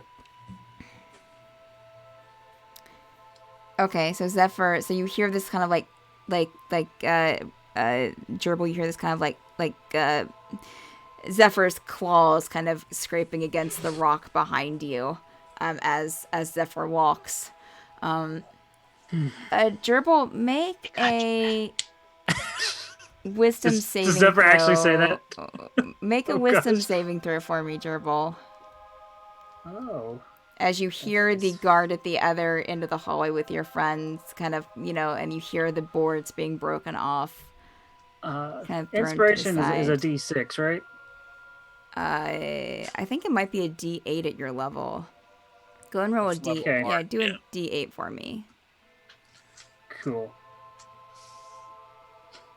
13 Okay. for the whole wisdom check. As you're hearing the boards breaking in the background, Jurble, and you're hearing the kind of click clack of Zephyr's claws scraping the rock behind you, you suddenly feel your wound kind of ache a bit, and you feel almost a propulsion to step forward even more, but you're able to kind of recognize what's happening, even as you take 1 step forward and 2 step forward. And oh, go ahead. I was just gonna say, once I started feeling that, I kind of back up and stagger a little bit. Yeah, you back up and kind of stagger, a little bit, but you do feel that pull still, even though you're able to fight it, to kind of go deeper into this hall. And that's where we're in tonight's session. All right. So Don't be shaking your head at me, Frank. They say at every tour group, do not wander off. So stay with the group. Yeah. The Mines of Moria, guys. Split the party. The Mines of Moria. Yeah, and I will say, Jurble, you would have started hearing very, like a whispering sound in your ears that almost seems to move into inside your head. Re-roasted chicken. This reminds me of the bridge. All right. Thank y'all. Thank you, players. Thank you, viewers, for hanging out with us for a bit. We definitely appreciate you. Just to give you a quick rundown of our schedule: Mondays, Tuesdays, Fridays, Saturdays, and Sundays at 10 p.m. Eastern Time. We have D&D content on this channel, as well as on Saturdays at 6 p.m. Eastern Time. We have Tower of Dreams, which is hosted by Andrew here. Tuesdays at 2 p.m. Eastern Time, you have Dungeon Craft with Steph and Vic, where myself and Victoria do some dungeon crafting. We do some tiles, we paint some minis. Fridays at 12 p.m. Eastern Time, I do some mad art on Mad Art with Steph, where I do some fan art for the various D&D campaigns that we have going on in the channel. And on Sundays at 2 p.m. Eastern Time, we have Madbird Plays, hosted by Victoria, where people in the Madbird community and outside the community sometimes get together to play some tabletop simulator, Jackbox games, video games, etc. We also have our Patreon, so if you haven't checked that out and you're looking for ways to support the channel, great way to do it. You get more, we get more back. It's a wonderful setup and cool things coming out with that on a weekly basis even, and some things on a monthly basis. So definitely worth taking a look at. Let me see here who we have live to raid every week. I'm just completely not prepared for raiding. Let's see here. We have, Mercs of Mischief are doing a replay. Okay, I think Behold Roleplay, it looks like, is live. And not doing a replay. So we will head over there. Seems like a good time. So I'll give them a caw in the chat. And let them know that you appreciate them. All right, stay safe. Have as decent of a week as you can have. Take care of yourselves. Take care of each other. And have a good rest of your week. All right, bye. Bye. Bye.